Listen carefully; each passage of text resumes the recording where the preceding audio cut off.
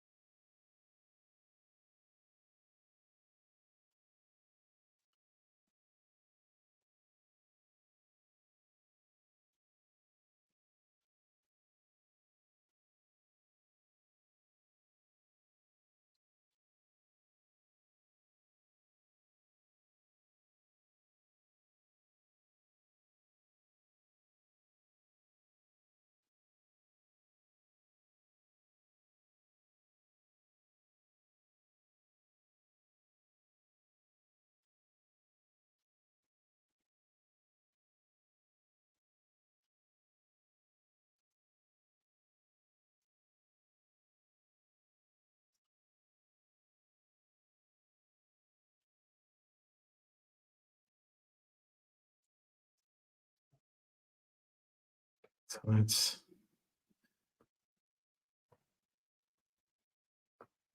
495.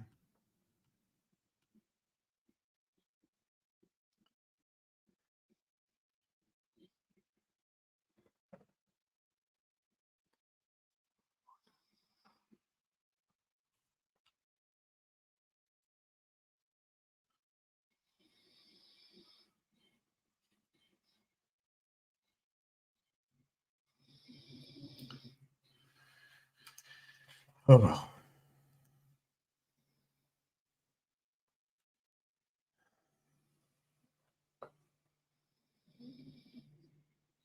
I guess it's not worth trying to do it.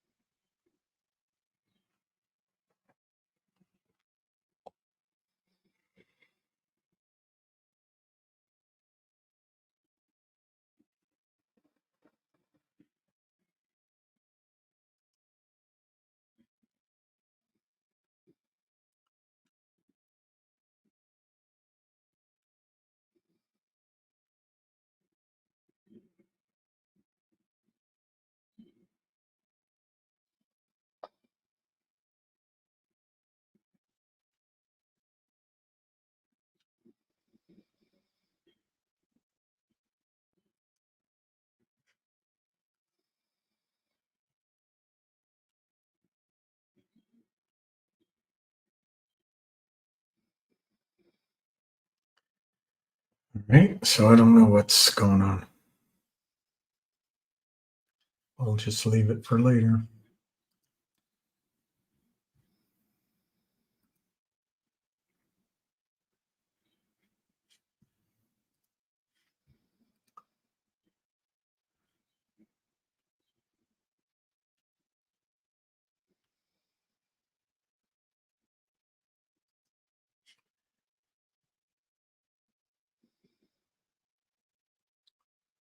Hey, everybody. This computer's so old. Hey, Saber Delta. Just can't. It took me 25 minutes to sign in, and then I can't give you a basic task. But anyway, it's all right. Let's look at some of the prices. Ham will come on in 20 minutes.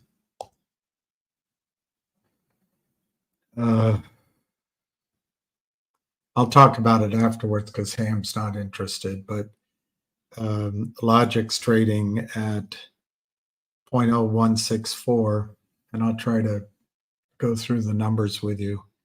This is just fraud. It's just selling.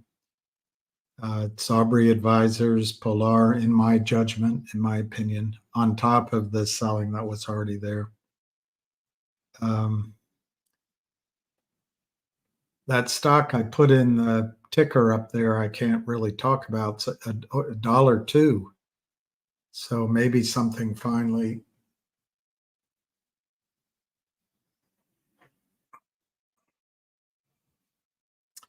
Maybe something finally is picking up there. NVIDIA cut prices today, but the stock's up $5. I guess it was higher.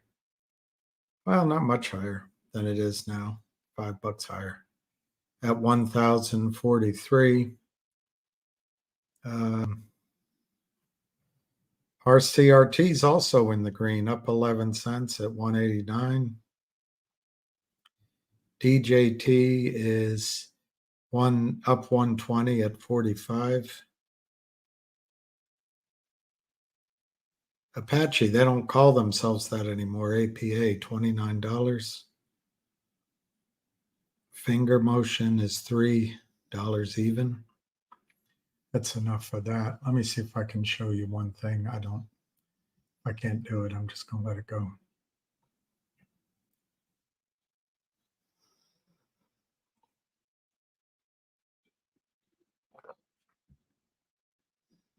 There it is. There it is. I just want to show you guys something. This is what I received yesterday while I was live with you guys. And you'll notice the guy has no name.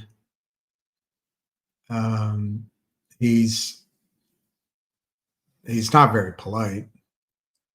He makes no recommendations at all, but I want you to see it. If you want to listen to this guy, please do. He's got your interests at heart, I'm sure. What happens with these criminals, the fraud, the selling into existence stock that isn't there, creating money out of taking your money. It's all fraud, and it's done on an industrial scale. Everyone at all the regulators do not care. Your government does not care.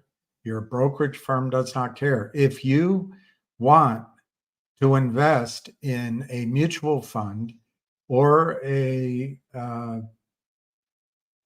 ETF or one of the top 8 stocks that just go up, up, up, or with managed money, if you want to invest in Stevie Cohen's management funds or Ken Griffin's or Goldman Sachs or Morgan Stanley, please call your broker.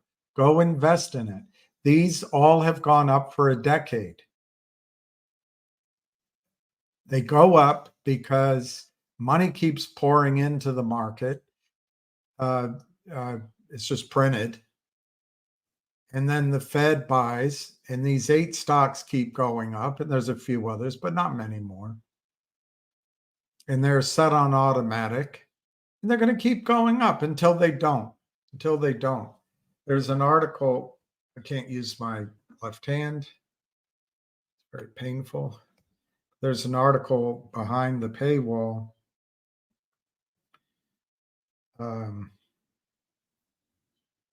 get it.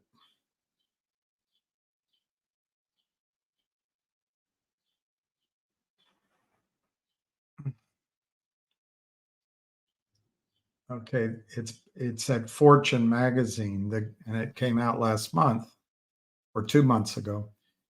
And the headline is The Great Cash Out. Jeff Bezos, Leon Black, Jamie Dimon, and the Walton family have now sold a combined $11 billion in company stock this month, and some for the first time ever. It's written by Amanda Jarut, and then I can't read the rest of it. But when these big companies collapse, guys like this are going to short against it, day trading, and he'll make money, think he's a genius, and he won't be a washed up loser. He'll just be full informed thief. Full informed thief. All right, I guess Ham's going to call in early.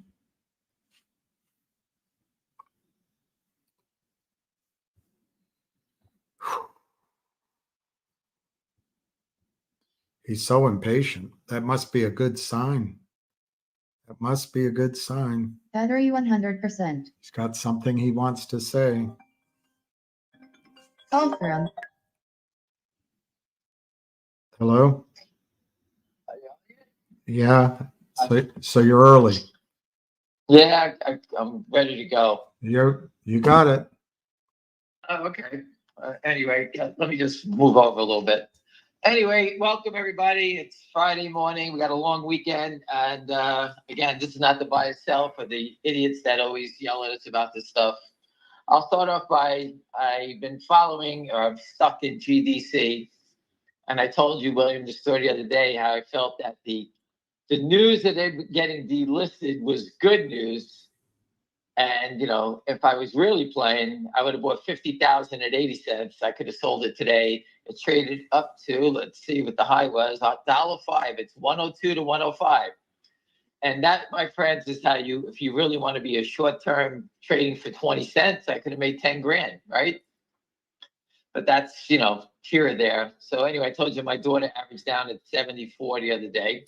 Well, how did she do it? She bought DJT at 35, sold it at 59. And No, she bought GameStop. Oh, GameStop. Sorry, GameStop. Right. 27, sold it at 63, used whatever the money that was, the profit, and bought GDC at So 74. she was diversifying and taking our buying power away, or was she being smart, trading, making a little extra money, and being able to average down in her core position? She got her core position is, you know, she was at 370 or 380. Yeah. I think it's down to 351, something like that. If she wants to now, whatever she paid at 74, she can sell it at $1.06 and make, you know, 20 cents, 25 cents. And if the stock pulls back, even down a dime, she can re-enter just to keep lowering her cost on the 360 stock. You understand? Yeah. Anything you can do to lower it, that's what you have to do. So we all get caught. We all don't pick the bottom, and we'll see how it goes. But anyway, that's trading. That's how you figure out how to get out of a losing situation. You just don't sit there and sulk. I got it. We all do it. All right. But she knows nothing about it, and she did it. Let's move on to last night. I was sitting, William, I told you the story. Friend called me up. He said the Rolling Stones were playing in New Jersey. I looked on SeatGeek at 7 o'clock, and the tickets had dropped from $300 to $100. I got my son, and we just bought two, hopped in the car, jumped there, no traffic the whole way up. I couldn't believe it. Got a spot right next to the stadium, seats on the edge, facing the the stage, and I've seen them a bunch of times. It's always great. But just think about it, how wrong I have been. I've been saying for days, who wants an 80-year-old person running your company? Well, Mick Jagger and Keith Richards can run any company I'm in. These guys are running around singing for 2.5 hours like they were 20 years old. So again, we have a CEO in GTII that's brain dead doing nothing. And these guys are running around making things happen than 80, I don't know, 80, 81, whatever they are. And that's all I can think about the whole time. I actually called Richard Hoffman up on the way home last night and told him, I says, it's just amazing. You know, just when we thought 80 was old, here are these guys performing, not standing, and it's not playing the piano, dancing, singing, whatever they did. It was just outstanding. And if you have an opportunity and you're in New York or wherever you are, if they're in your town, you know, if you can get cheap tickets, you know, the lady next to me paid $300 for a ticket. I paid $105. I mean, it's just completely, but it was well worth the show. You know, they're not going to be around forever, but they could run GTII anytime they like. I just thought it was fascinating that they were, you know, that age still doing stuff like that. So when I've been saying, who wants an old man running a show? I'll take those two characters any day. All right. And I told my wife when I came home last night, William, just another funny story. I says, I'm going to go to the gym, start working out. I want to get the Mick Jagger or Keith Richards body. Just be a bag of bones. I mean, these guys are like, I think if a strong wind came by, they would have got blown away. I doubt they eat New York pizza. Anyway, listen, it's just amazing. But if you're around it, you can see the show. It's well worth it. All right, let's move on from that, and let's move on to Finger Motion. Next week, I heard Finger Motion's earnings are coming Tuesday. I'm not sure. Maybe someone can post it if they know. I don't know. I heard it was Tuesday from a shareholder. I assume it's coming Tuesday, Wednesday, whatever day it is, it's coming. All right. Remember, good news is bad news. Bad news is good news. Bad news, GDC, the stock went straight up. Right? It's just amazing. Finger Motion, I put the CEO at the NASDAQ, the video of again, him speaking 3 weeks ago. The stock has been nothing but selling in it. Yesterday, the volume was 600,000 shares, of which it was over 450,000 wash fake trade. They put that volume into it because they're rolling a short position, meaning they needed more time on the settlement process, or B, the guy who borrowed the shares, 2.1 million, the real short, can't borrow it anymore and needed to cover. And when he covers, that means he has to buy stock. So there has to be a seller. Who sold it to him? The naked short sell them more, because this way they don't affect the market. So they knock it down quick, and all of a sudden we get to see all these big crosses. Which are illegal. Everything's illegal. And 2 days ago, I told you Charles Schwab was calling people up. I told everybody on this call, looking to borrow shares. My friend had 80,000 shares, and he told them to take a walk. All right. So I'm just trying to show you how they operate. I can't predict what crime they're going to break today, what rule they're going to break today, but it's obviously they're doing anything possible. William and I both feel the same thing. The downside in Finger is up. The company has fundamentals. They're not out here banging the streets looking for help. They have business. They have big partners. Where are you going with the stock? If it was $20, $30, I can see the manipulation trying to push it down. Like that gentleman brought up yesterday, SAVA. He talked about it. Yeah. SAVA. It was in the middle. I forgot where it is. I think it was $21 down from 30. Yeah. I don't know why I'm not getting any It's quotes. 22, 21 right now. Back up, right? I don't know how low it got today, but yeah, it got to 21.51 today. But these type of stocks, you know, when they're 20s and 30s, they manipulate the shit out of these things because there's a lot of room in it to move around. You know, and a small stock like this, the volatility, where are they going? There's nowhere to go anymore. They need volatility, so they knock it down to create volatility, but there is none. People are not selling it. People keep adding to it, and they keep trying to knock it down and cross because they have settlement failures. Yesterday's activity was complete fraudulent activity. How do I know it's fraudulent activity? Because I've been contacted on Twitter by people bashing me. So they know we're exposing everything they're doing. we basically have their playbook and basically can call out the fraud in real time. I don't think they like that. So again, I've seen all these tricks. I know people who've done those tricks. It doesn't work. All right. They're just kicking the can down the road until they can't do it anymore. By not letting the stock go up at all tells you how stuck they are. That's what it tells me. If it was me and I had room, I would let the stock run to 6 and say, hey, this guy, William and Ham, these two idiots, they're pushing the stock. They're talking positive about it. Let the people buy it, push it up, and then knock it down. They can't even do that because they can't meet the margin calls. Remember, $4, and the number keeps going lower every day. It's probably below 450 now. It was 470. It's down to 450. Each day they sell a share below that number. Their average price on all those trades goes lower. They're lowering. They keep making their upside lower. That's how stupid these guys are. Right? But the reason they can't let it go up because they cannot afford the margin calls. All right. They want the company to dilute, fall apart, anything, and nothing's happened. So I don't know where they're going. I'm not concerned. That's my opinion on it. And I was when I walked in the door, it was 305. As soon as I announced something's going on, they knocked the stock down and offered it 3. And all of a sudden, we have 166,000 shares of volume.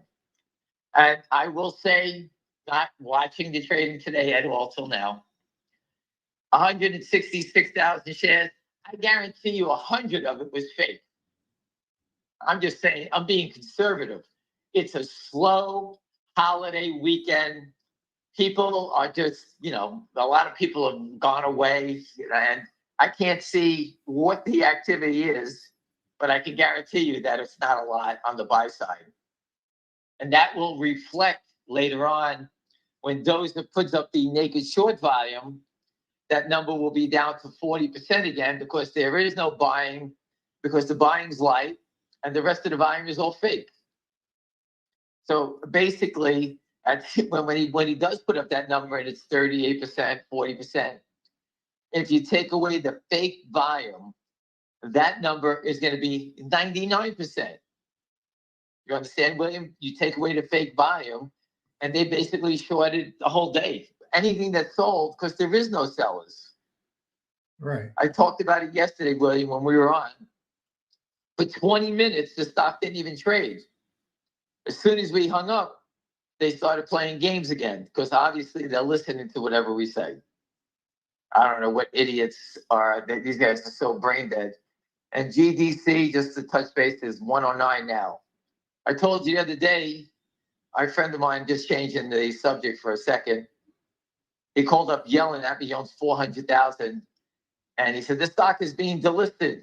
I said, don't worry, that means it's going up because they have to get it above $1 and maintain it for a certain amount of days so they don't get delisted from the NASDAQ. So I knew it was going up. Didn't I not say that, William? You did. So that is how you learn the information, and you can see, even though everyone thought it was negative, I told you it was positive. I took the opposite. You said that. I recall it. And here it is. Okay, it's not run back to 3, but if you trade in between the cracks, if you paid, you paid 85 for it, you can make yourself almost 20 cents. You buy 10,000 shares, it's $5, 5,000. I know not everyone's not happy making 5,000. If I can make 1,000 a day trading, trust me, that's 20,000 a month.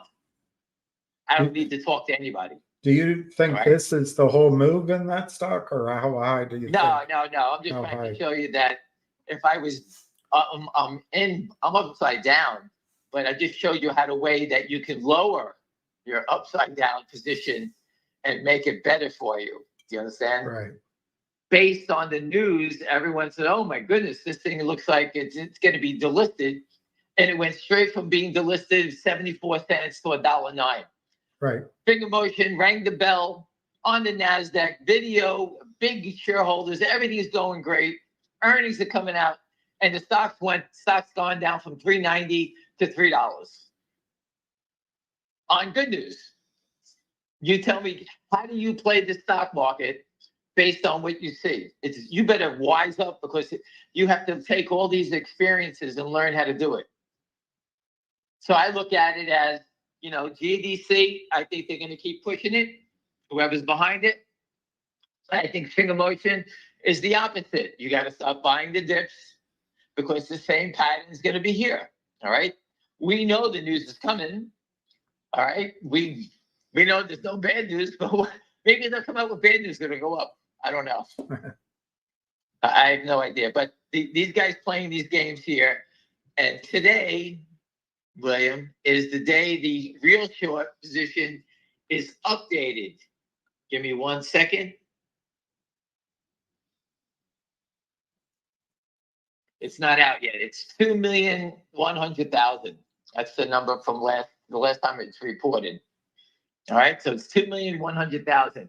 The real short is someone who's paying the fees to borrow these shares. I don't know what they're looking for. The most they can make if the stock goes to zero is $3 times 2 million shares equals $6 million. If the stock goes to 20, they lose $17 times 2 million shares. All right, it's 34 million. That's the real short. That's the real short. The real short. You have to be insane to do that trade. Insane. And no trader on any real professional desk would take that position on. This is a naked short. This is a real short. That means 100% they are tied to the real short. So they're tied, to the naked short. That means they're tied to the Lynn Partners. Because there's nobody would do that. They're being told, short it. We can't short anymore, so you borrow the shares, pay a fee. We got your back. And that's where I see the funny trades from yesterday. They could be trying to cover the real short, because he can't borrow shares because the brokerage firms are calling around trying to borrow shares for them. So that may have been yesterday's transaction, is the real short is buying, covering his position, and the only person selling it to him is the naked short. That was yesterday's fraudulent trade. And this data won't show up today. It'll show up the next time. And that will be the next time that that information comes out, and we'll see if they covered the real short. If the real short number is going down, then we know the naked shorts are just rolling their position, buying more settlement time. If the real short number goes down, then we know the naked short is helping to cover the real short. And it's a payoff to their buddy to short the real guy. That's exactly right. They needed somebody to help them out, is what they did. Right. That's all it was. I tried to explain it 10 times too. I hope you understand it. But this is how you have to look at this stuff. And I don't think the SEC understands it. It's pretty easy from a trading view. I posted it yesterday. Even Stevie Wonder could see this trade, this fraudulent activity. Out of the blue, all of a sudden, it just doesn't make any sense.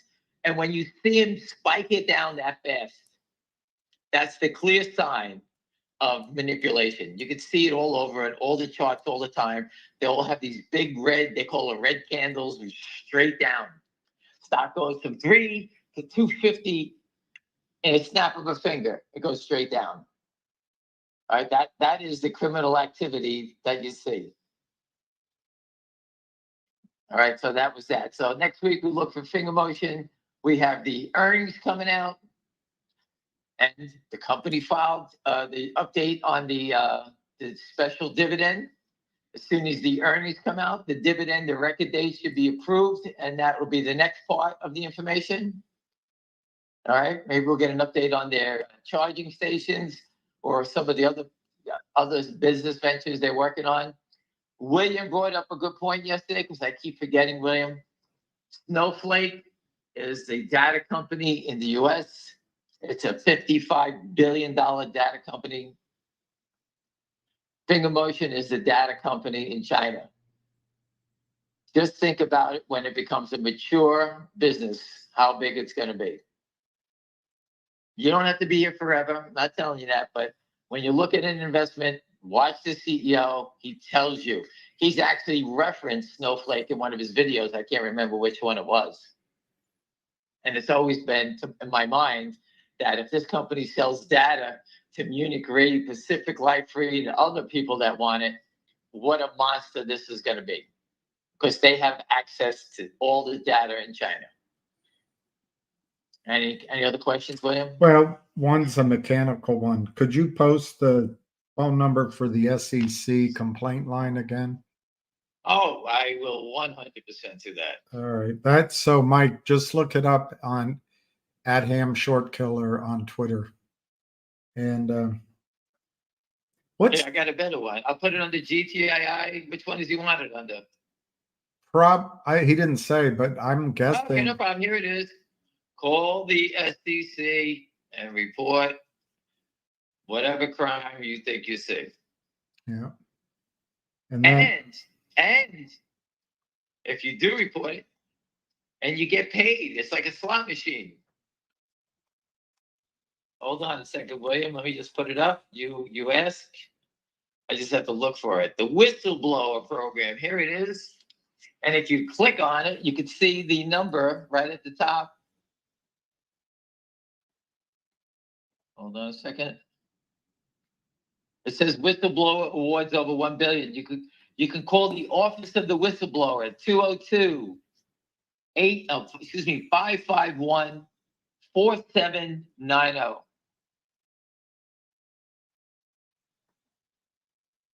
what's that again? The number is 202-551-4790. That's it, Mike.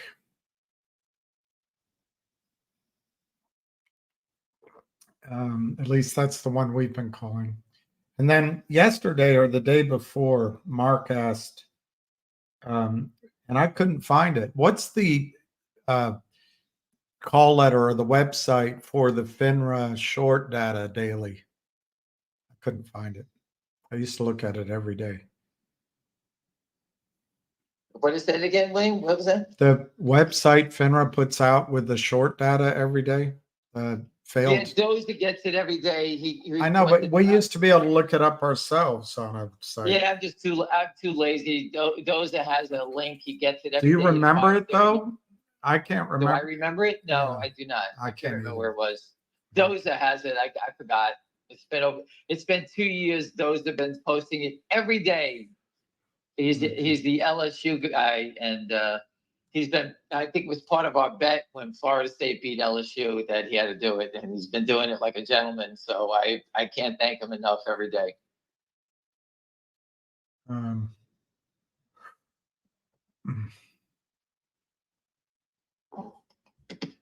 So this gentleman. So the whistleblower is up there, and that's all taken care of. What else do you want to talk about? Well, Anthony's asking you if Finger Motion is aware of how much their share price has been manipulated. If they're giving you a special dividend, what do you think? It's a good point. I think that's your heads up.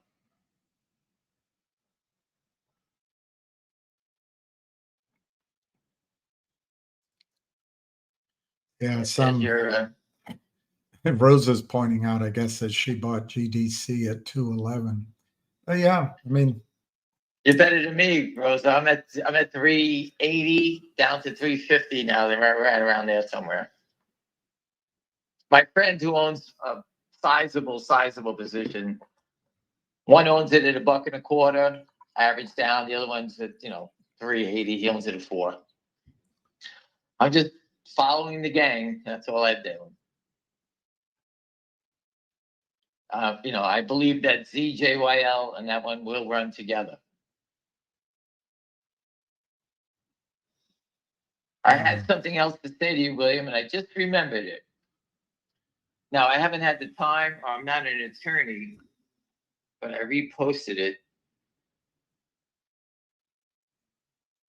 Give me a second. Let me just find it.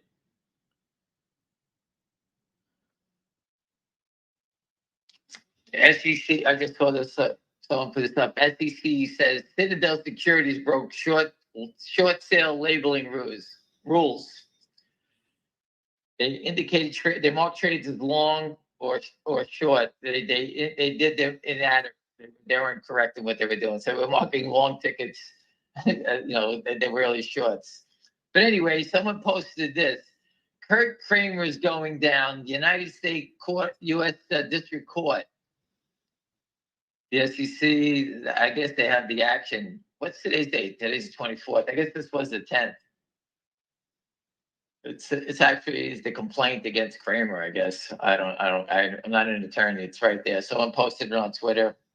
Maybe Richard Hoffman can tell us what the hell this means, or if it's part of the other part of the other proceeding that's out there.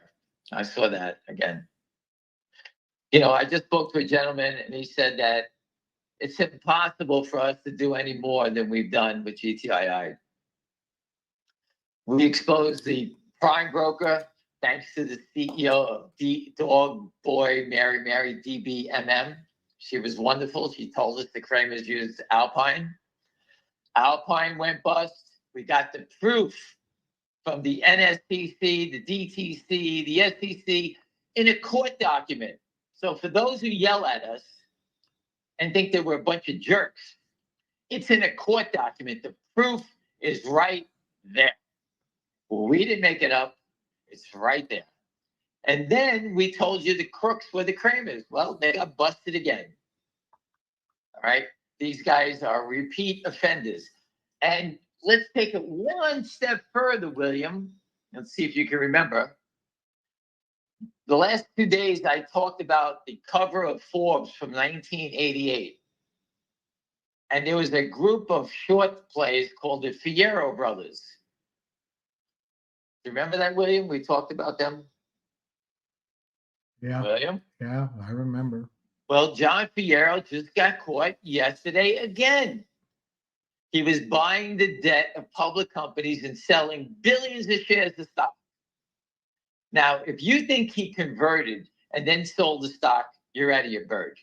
When they knew anything was available, these guys are probably naked shorted the shit out of these things because he is the king of naked shorting. I actually put a story. It's a good thing. Just give him a slap on the wrist. Don't put him in jail, and fine him the cost of his warrants, and just let him keep destroying companies. But he's been doing it since 1988. I put a story where he got kicked off in 2001. It was in the New York Times. I wrote it to Charlie Payne. Charlie Payne knows all about the Fierro brothers. Everyone on Wall Street knew they were criminals. Everybody knew. They were the original criminals. I'm trying to get the story from that Forbes. Is naked short selling decent? The one I always put up. Because that story is about the Fierro brothers. And here it is. They're still doing it. We put up the link yesterday. They got caught again. It's they just can't help it. It's free money. These are people that are criminals.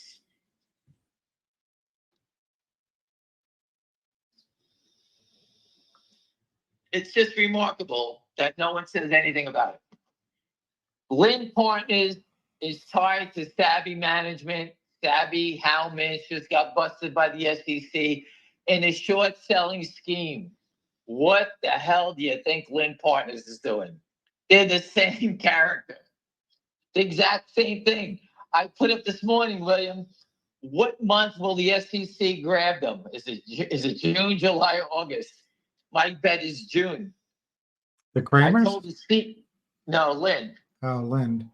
Ah. I put up KNW. I put up KNW. I said the CEO needs to call Mark Bazile.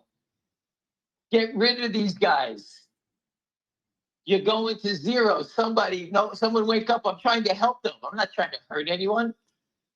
But no, it's just like investors are brain dead. The CEO is even more brain dead. And here it is. They do nothing. Zero.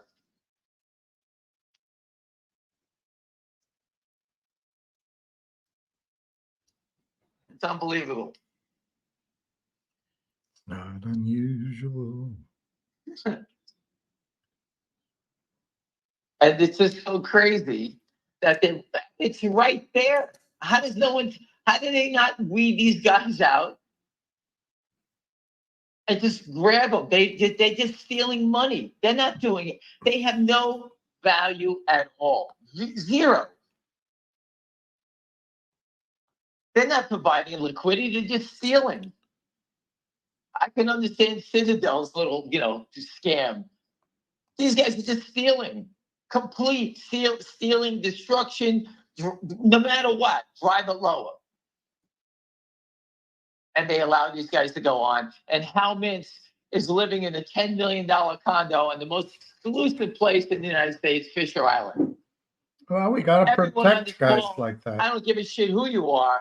That's a lot of money. 10 million. He had to steal 50 to buy a $10 million Did you condo. see the Twitter? I reposted. I don't know if it was you or Kristen or somebody else, but how Mintz is friends with or works with Lynn Partners. I posted it. Yeah, you posted it. I said, you can't, the birds of a feather flock together. They're right there. I can't say it any more clear. It shows the patterns, the deals, they work together. Let me tell you something about Fraud Street. If there's a funding and let's say it's $10 million and they go like this and you go, you know what? I'm going to put up 5. And the brokerage firm that's doing the deal says, oh, I got to get someone else to put up another 5. And the first thing they're going to say is, hey, let me know who's going to put up the money. And they'll say, oh, it's going to be Hal Mintz. Oh, okay, I know him. I'll call him up and we'll work together. That's what they're going to say because they don't want to compete against each other. They do not want someone to have an edge over each other. So these guys work together. It's 100%. 100%. And that's what goes on. So they can't hide. Listen, we busted them now, but all their crimes they don't go away. They're going to catch them. Go read some of these fines. They caught guys in 2017, 2019, 2020. The past doesn't go away. It's all right there. Did you see Kristen Shaughnessy's post that, or I think it was hers, that or repost that Ann Wagner's biggest contributor is Citadel. Bank of America. Who is it? It's Citadel, or Yeah. it's maybe it's not her biggest, but it's a big one. I gave up on that end of it. Okay, that's not my bit. We have the most powerful man in the world who's going to be the president of the United States. I gave you the breakdown. It was 166 days. Take away the weekends, take away holidays, take away yesterday. We're below 120 days to the election.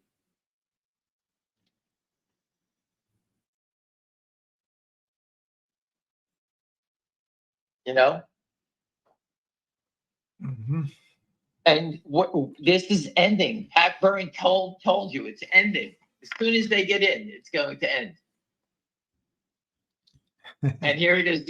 I'm not even concerned. These guys are going to get caught. I'm not even worried about it. And instead of trying to cover, they're sitting here just waiting to be executed. That's what's going on. They're just sitting here waiting to get executed. There's no way out. If the company needed money, had no business, it's a different story. They can wait it out.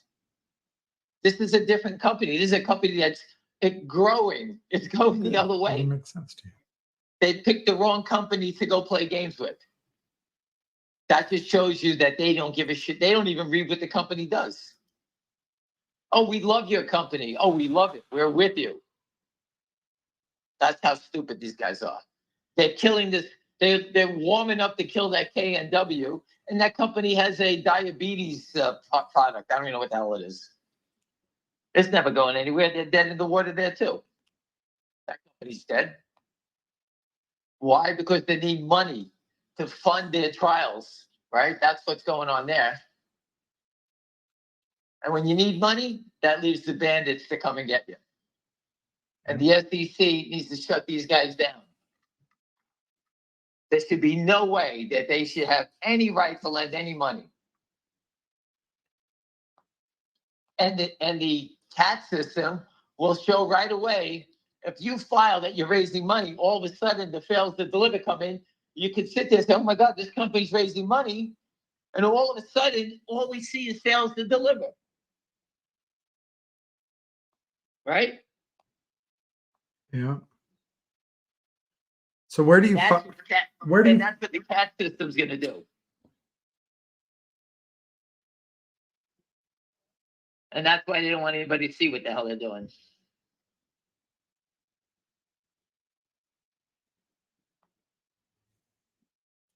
can you check the real short report again? Where, what It's website? It's on shortsqueeze.com. Shortsqueeze.com. It's one word. And it hasn't been released. It's supposed to be updated today, the 24th. Maybe it's after the close. Maybe it's in the afternoon. I don't know. It's 2,090,000. So let's say 2.1.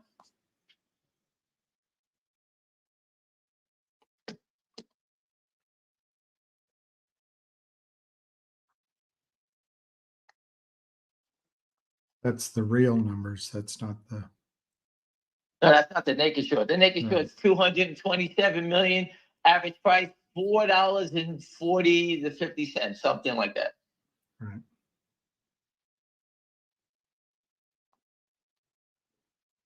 So that number's deadly.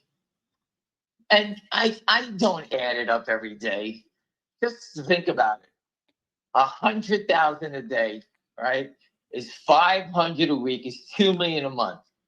So if I say 227, it's not going to be long before we get to 230, right? And look how fast it goes up. And every 20 days, we could be up another 2 or 3 million shares. That's only 100,000 shares a day. Imagine 200 a day. Right? You sit there and say, oh, 227, you're exaggerating. Really? I just showed you 100 a day is 2 million a month, 24 million a year. You know, you go back in time when the stock exploded, we went from, you remember it was 100 million, it exploded because of Lynn Partners. And it's being housed somewhere. I just don't know what prime broker is carrying it. In the paperwork, Jeffries is their prime broker, JES. Or you can see it in some of Lynn's paperwork. I posted that many times. Their prime broker is Jeffries. Now they could be using another one. I don't know. But in the end, they're going to get caught. And that popping sound you're going to hear is another prime broker going out. William, do you know what big news is that a prime broker goes belly up? Which one has? That's a major event. I know. Because that is directly, those guys have a direct pipeline into the financial system. They've been allowed to operate inside the financial system. And these guys just blew up. Is it really a system? Where is the mess? Is the DTC? Is there someone in charge of this thing? Where it'll come out, I just don't know when.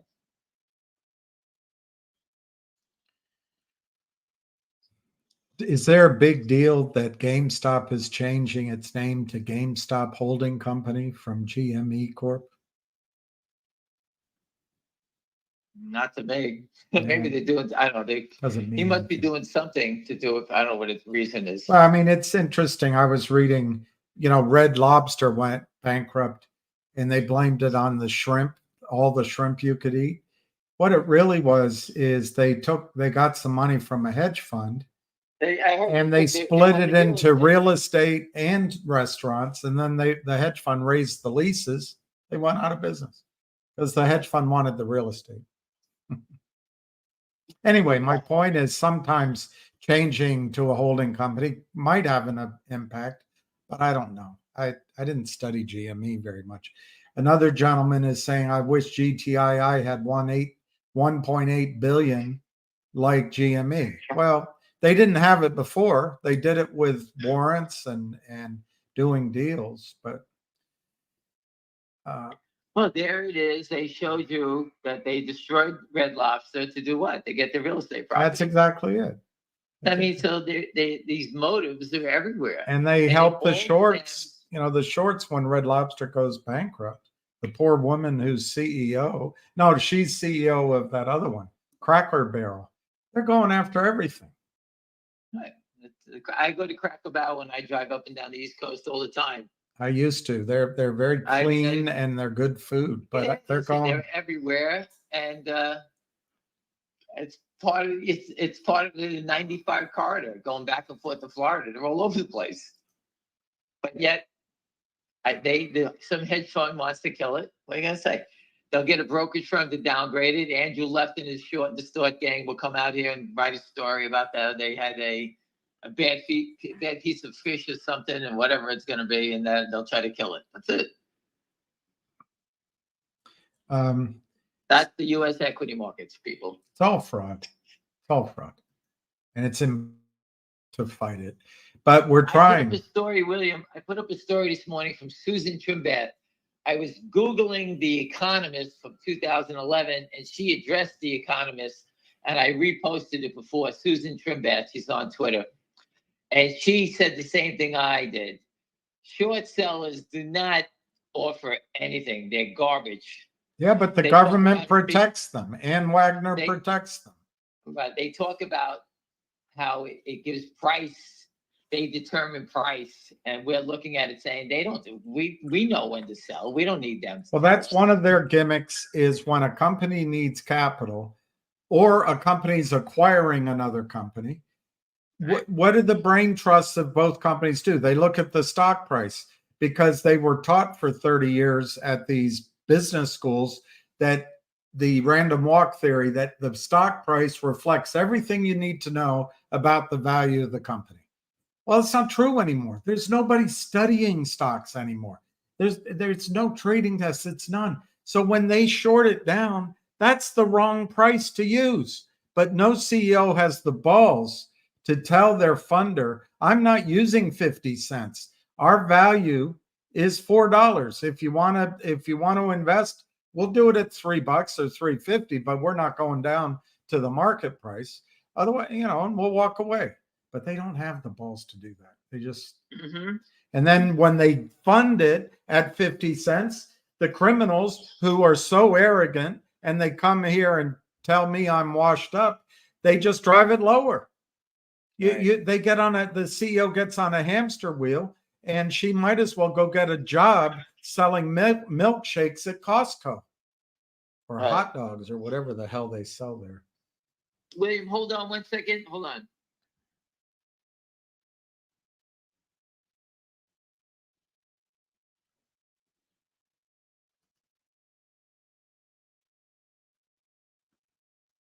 Yeah, that's Yava Rumba. You gotta, the hedge funds bring people onto the board, and I wouldn't trust that at all.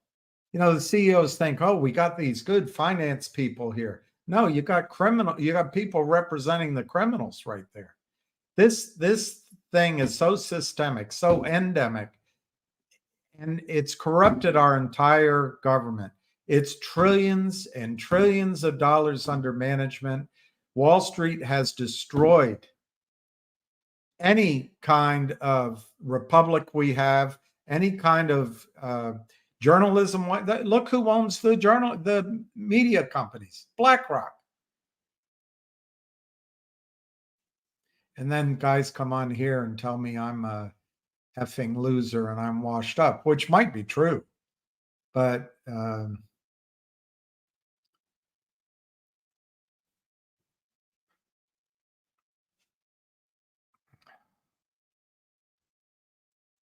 well, that could be true, but Mike, I don't think a CEO, if they work, hit the hustings, go meet investors, go give seminars, they can raise money.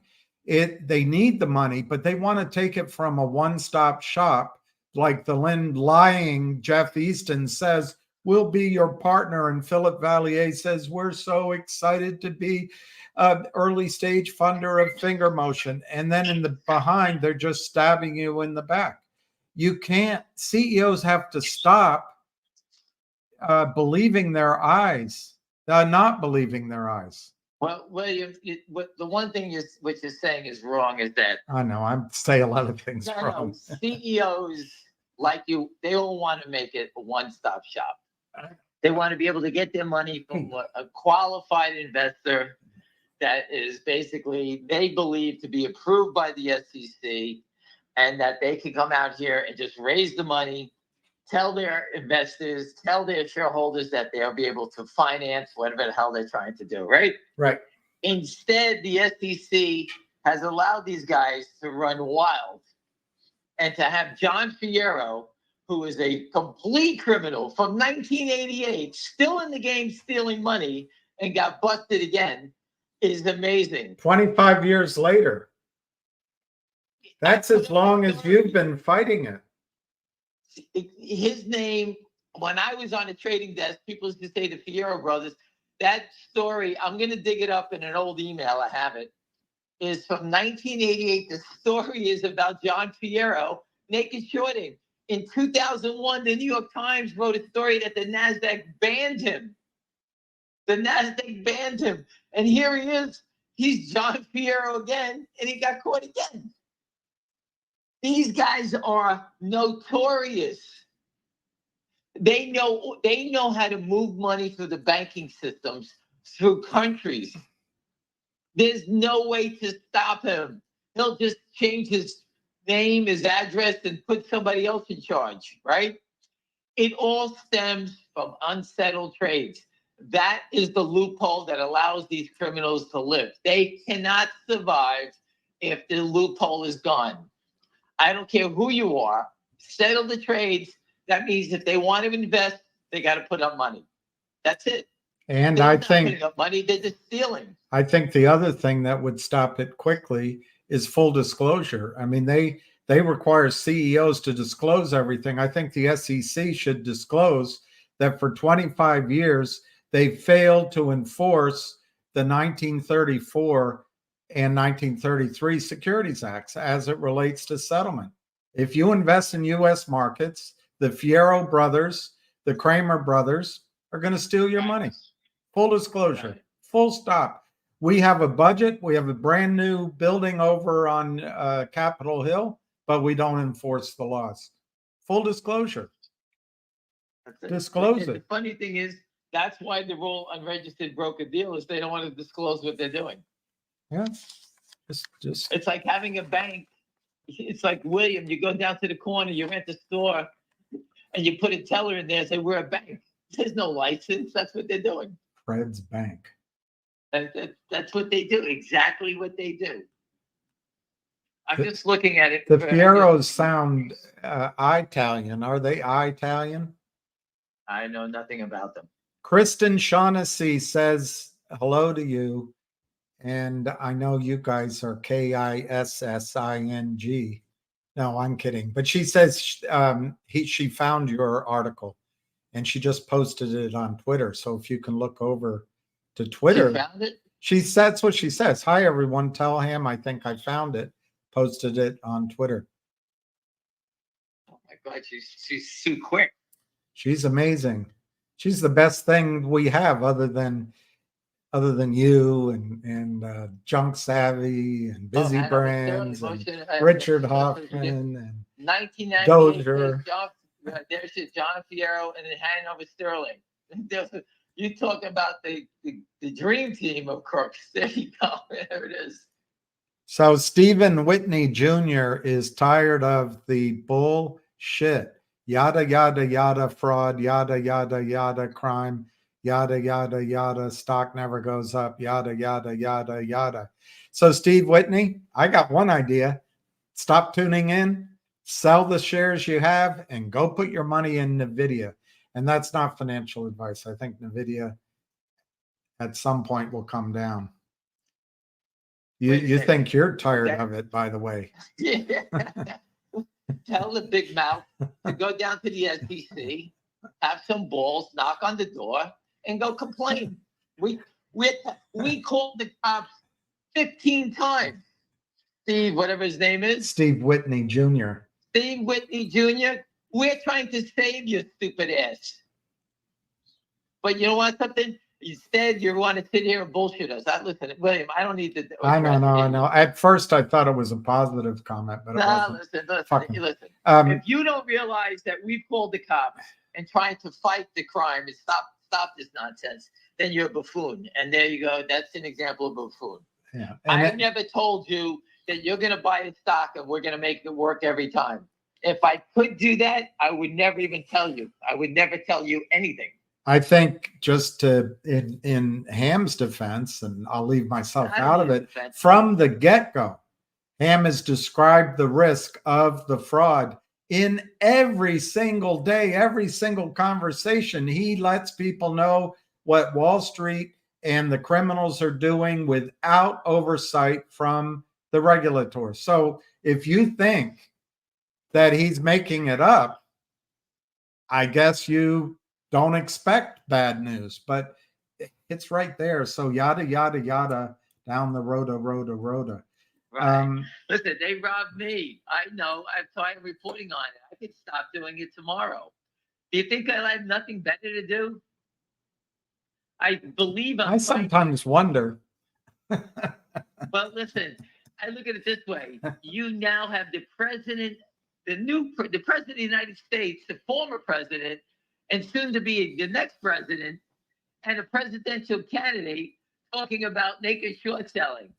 I think I did a pretty good job getting exposed for you.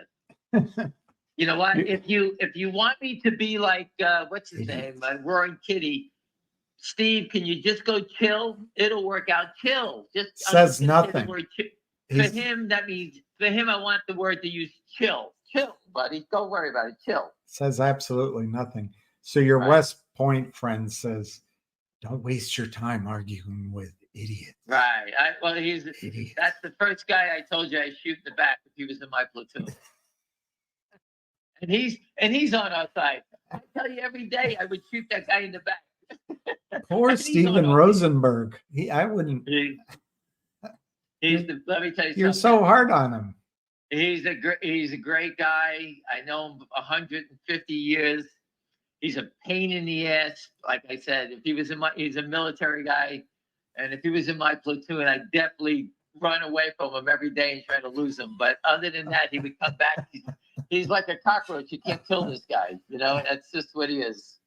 Okay. But he understands the option market, and I do speak with him, and I discuss what I think is going to be the play or whatever stock, and we always seem to agree on the options, which ones to buy. I'm a little more risky than he is. He likes to buy. It's not very nice calling a friend of yours a cockroach. He is a cockroach. You can't kill him. Listen, when you live in New York, you got cockroaches. It's very Kafka-esque. You know, listen, that was when we, growing up, we always had cockroaches. That's the way it was. Yeah. You could do better. I was thinking about that the other day, watching a documentary on New York City, and just watching all the people and just thinking that city's full of cockroaches. No matter what apartment you have, they're always there. That's the way it is. And that's why we always had pointy shoes, so we could step on them in the corners. That's why you learned your racquetball skills, so you could nail them. That's what I could do. That's what I should have did. My parents just gave me a ball and a racket, and I could shoot it at them and kill them in the corners. So I got to find it. But last question on this subject today. In Ham's judgment, I got to find the exact word, but he's asking you if we lost to GTI, if GTI is over and done with. I'm trying to find the exact for the words. 6 millionth time. No one wants it to work more than me. I've done everything against the criminals. I'm not the CEO of the company. The CEO of the company needs to make bubble gum, anything. But you're dealing with old men that really are old men. I said it in the beginning. that if it was Mick Jagger and Keith Richards, we'd be zillionaires already, because those guys are movers and shakers and they refuse to die. Our CEO refuses to do anything. And you say, well, how do you know that? Well, William, you spoke with the Trento Mine guys. What did they say? I know. Well, in fairness to him, he's probably in shell shock too, because he thought he was a billionaire Right. company. Well, I don't care about that. But what did the Trento Mine guy say to you? The guy is what? Washed up? He's done? Yeah, and he also said the thing that stuck out in my head is that no one will do business with him. So it's going to get hard. It's very hard to do a deal with that guy. Get a deal done while he's there is the point. Well, I'm just saying that him, the guy with the water deal, the other guy with AI deal, this deal, that deal, this deal, they all come back saying the same thing. The CEO does everything possible not to do a deal. So what can I possibly do if the guy, the stock is showing the value of the company where the CEO is not doing anything? How can I tell my friends to go in there and triple down? And they'll say to me, well, what's going to be the catalyst? Does the company have a business? No. Why? Well, the CEO's sitting here, just sitting here waiting to die, and we have to wait. That's what's basically going on. I don't know why he doesn't leave or why he doesn't put a business in there. Richard Hoffman is doing everything possible. And for anyone, please stop saying Richard Hoffman's a basher. The guy is the most wonderful guy. He's our treasurer. Without him, GTI would be dead, because Richard, without getting paid, okay, is leading the charge to remove management so we can put people in there that we know can make things happen. That's what Richard's doing on his own time. I speak to him all the time. I can't do that stuff. I'm not an attorney. I'm an idiot. Does Right? does basher have a definition that means teller of really bad jokes? Well, if you want to go down that, yes, he is a teller of bad jokes. That he's basically the king of that. That is, I can't even, he's 100%, that's him. But again, he is, as far as in my opinion, this guy is, he is the savior of GTII by himself. If you own the stock, please reach out to him. We need more people to join the fight to get rid of management. Richard can walk you through how you do it. What Wickedums is asking, can you explain the waiver of service summons for Kurt Kramer? I just looked it up. I don't belong to Pacers. I don't know. Very expensive, but I'm looking at it. May 8th, they issued summons to Power Up, to Geneva Roth, to Kurt Kramer, and 1-800 Diagonal Lending. So that could be before they charge them. I don't know. Well, a waiver of service could be that they are acknowledging they already received the. Right. They're already responding. I'm not a lawyer. If the Joker is on here, he'll explain it. But I don't think it's a big deal. Wickedums. Listen, he's busted. Technicality. He's got bigger problems. I'm told that there's going criminal on him, and that's his business, and he'll go to jail. Where's the short position? The NSDC has put it in a court document. Alpine has it. So the short is the Kramers. The short is dumped into the prime broker. Remember, the prime broker is responsible for this thing. But now the prime broker is gone. Where is it hiding? I'm not an attorney. I can't chase it down. I don't have the money to do it. Richard Hoffman is not a security litigator. Where the hell is this thing? You know, this is. It will pop out. When it does pop out, that's when the stock will. I've always been told that judges don't listen, but I know that Kurt Kramer did a friend of the court filing. I did a video on it 2 years ago. In one of the cases, he just gave out of the gloriousness of his selfless heart, gave the judge in a case what happens and how it's the hedge funds take risk. Anyway, the presiding judge here is Edgardo Ramos, and this is in the U.S. District Court for the Southern District of New York. Maybe if we all wrote to Edgardo, the Honorable Edgardo Ramos, please do not settle this case. These are two-time recidivists. Please do not let him walk away. Get discovery. And told in our own words, our own experience, maybe that would help. I don't know.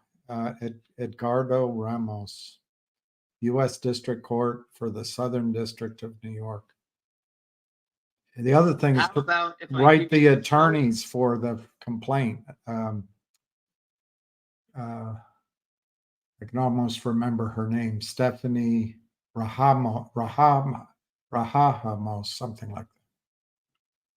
How about if I post the pictures of the truck? I know where I put them. Hold on 1 second. Give me 1 second. Take it easy, William. Stop yelling. I can hear you getting. I texted them on my phone. This gentleman's pointing out how bad my arithmetic is. The Fierro brothers is 35 years ago. Thanks. That makes me feel young. Maybe I am just washed up. Can the SEC make the brokers margin call Alpine? Nope, they can't. They can't. Hold on 1 second. That's it, is it? Yes. Which is to say, I'm sending it to someone, telling to post on Twitter. I have the photo of the truck with Charlie Mayo on the phone and is recording at the Southern District. I'd love to get that photo. I can't find it. I know I have it, where someone went in and took a picture of the boiler room with Charlie Mayo's desk. Oh, yeah, that's a good one. All those doofuses on the phone. This is what modern American finance is. It's a bunch of idiots that couldn't get a job at a garage or a diner. They can't hold down a real job. They're just punks. Oh, William calling somebody a punk. Huh? I like that, William. Getting nasty. That's what they are. I post things on Twitter. To a text message, and when I send it to this gentleman, he's known as the boogeyman. That is the FBI, and I send them all the stuff about the Kramers and everything. And I have the photos of the truck in front of the Southern District. And I sent them to him one night when he wanted to know why. Let me see the pictures of the truck at the Southern District, and I sent it to him. And I'm hoping they'll be popping up on Twitter shortly. I sent them to a few people here. I got a couple of them, but I had sent them to the FBI, aka the boogeyman. So Patrice is asking, and I think she's been active, and I think she's legitimate. She says, rip her up? You want me to rip her up? No, I don't. I'm only kidding. No, I don't. I'm only kidding, Patrice. But she's saying we've been talking about the shorts and saying it's going to happen any day, which I'm not sure that's 100% true. But anyway, can you give me a reason why you think that this could happen any day and not happen years away from now? And I guess you're talking about Finger. I don't know. That's a good point. Yeah. And I can only go by experience. And I've been doing it 24 years, so I do have a lot of experience. Can you imagine how I thought we won in 2008 when they came out with Reg Show? That one. I thought we won. Can you imagine what I was saying then? We got them. And what did they do? They put a loophole in Reg Show. They tried to grandfather anyone who naked shorted before Reg Show. They don't have to worry. So they were grandfathering security fraud. Think about how crazy that is. Well, so here it is. I thought we won in 2008. I looked that up, and I think I did a video. Of course, I'm not as good as I'm amateur hour. But it said in the whole purpose of Reg Show was to give the system time to clean up the fails to deliver. Instead, it opened up the dam. It knocked down the remainder of the dam. Well, they know. And it's Niagara Falls now. They knew the rules, where new rules were in place, and they knew the loophole, and it would take years to go back and clear up these rules because they'll use the excuse they need some time. That's what they use. Oh, we need some time to see if this works. That's what they've done. And that was Reg Show, and I thought we won in 2008. How sick is that? So to answer Patrice's question, based on my experience, why do I think it's now? I think that that the Devin Nunes, and they are going to have the hearing. Obviously, there was a delay. I don't know what happened, and I lost money on that. So I took a shot because I thought it was happening then. That was last week. All right, so now it's drafted into this week. You have the next presidential candidate, Kennedy, throw his hat into the ring and saying that the market's unfair, and he didn't buy a stock. He bought GameStop, the highest profile name in the short squeeze arena. He bought $24,000 worth of the stock. I know for a fact as a shareholder that owns GTI and Finger, that speaks to him. He's been telling me about it for a while. Okay, I think he does work for him. I can't remember what his position is, but he was a law enforcement agent and he works for Kennedy, and he's been telling me about it. So I believe now you have 2 out of the 3 presidential candidates that are against naked short selling. That tells me it's happening sooner than later. Pat Burns said, the third presidential candidate, he's on a different planet. He doesn't even count anymore. All right. But so we got 203. If Dumbo Biden wins, I give up, sell everything, run for the hills because the whole world is going to collapse. That's a pretty easy one. There's not a chance. Buy puts on the market and run away because that'll be the end of the country. So that's what I believe there. I believe Donald Trump is going to make it happen. If he's going to do anything with DJT, he has to do it before the election. He can't be the president of the United States saying, hey, could you settle the trades at DJT only? That's not going to happen. So it has to happen for everybody, and it has to happen now before the election. If you think that I'm crazy about that, then I don't know what to say, but that's timing is 166 days, take away the weekends. So to me, that's the end of the line is 120 trading days out. That's what I see. We also, GME had a squeeze a couple weeks ago. People had to wait for that. It was, if you blinked, you missed it. No, listen, I'm talking about the timing. She wanted to know. No, I know, but it comes. So I'm trying to give you things that give you the timing. Yeah. All right. Yeah. If you own the stock, you own a stock that is not an option that doesn't expire. Finger motion stock to me is an option. The price of it is an option. If you're buying a $50 stock, that's a different story. That's a lot of money. This is a small stock that's well documented about the short problem in it.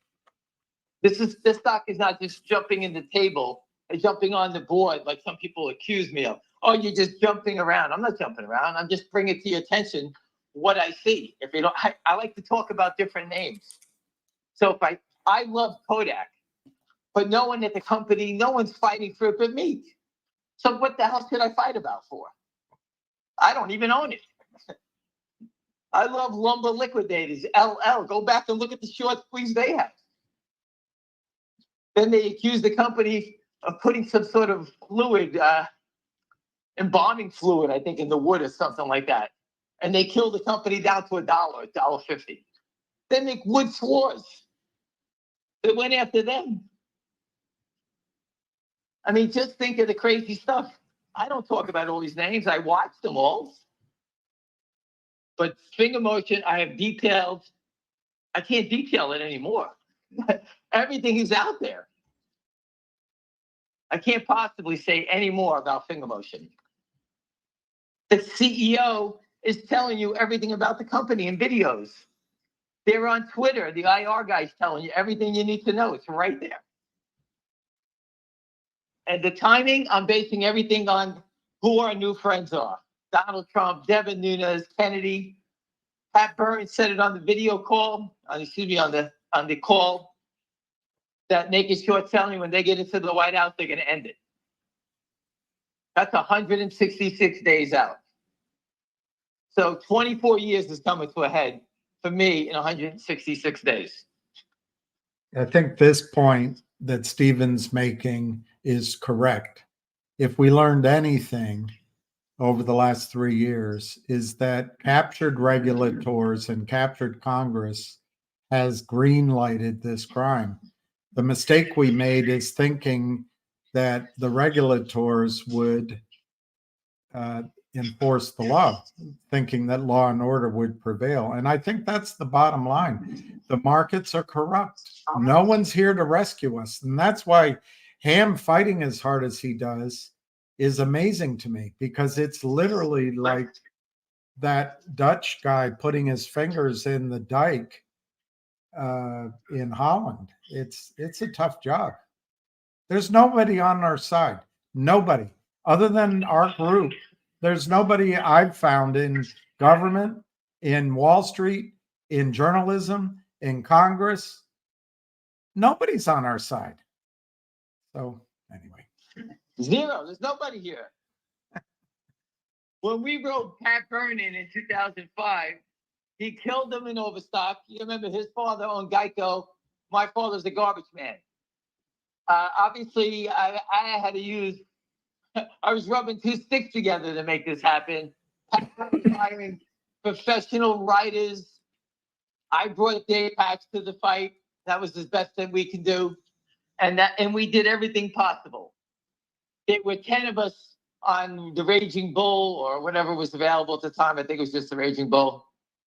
Pat Byrne built out Deep Capture, and that was it. The reporters pissed on us, and they even tried to tackle Pat Byrne every day, but he fought through it. That was it.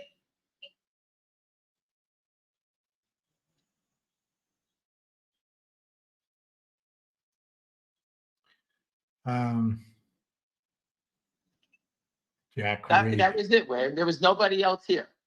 Today, there's thousands of people that listen to these calls.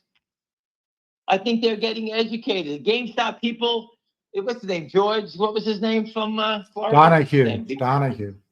The guy, it came from nowhere. He didn't work on a trading desk. Go listen to him. The guy's great. I've always said he was great. People have educated themselves. I don't have to do this fight all the time. I'm not digging into every gory detail. Because guess what? If you guys can't figure out how they're rolling a short position, how are you going to figure out the rest of this nonsense? All the tricks that they do. I can't keep explaining it to everyone, so I leave a lot of stuff off. Susan Trimbath is fantastic, but if you listen to her for an hour, you'll go in the other room and kill yourself. She's too deep, too detailed, and most people will never figure it out what the hell she's talking about. I've been with her in person, and she bores me to death. But she's brilliant. That's what she does. That's what she is. I'm a disgusting trader, and she's just a brilliant economist. She's brilliant. She worked for the DTC. She worked for the Fed in San Francisco. She's brilliant. But it's not my cup of tea. And she couldn't, if she had to explain it to you, everyone's eyes would be rolling up, say what the hell she's talking about. Me, I just tell you straight out. You're buying nothing. You're giving them your money and you get nothing back. You get an IOU. That's exactly what's going on. And that's the baby Formula One. Apparently Tim Pool, who I've listened to, I stopped because he's kind of blue, but I used to listen to Tim Pool. He's got RFK on tonight. And maybe we should all listen and send questions about naked shorting. Find this place, put it up on Twitter, tell everybody, go harass them. Go get that judge. The judge that's handling the Kramers. I'll get the photos. Here is the truck. We warned them 4 years ago about the Kramers. We put the truck at the Southern District. Everyone knows about it. What else can I say? What will you do? Drive the truck into the courtroom? What do you want me to do? I can't do anything else than that.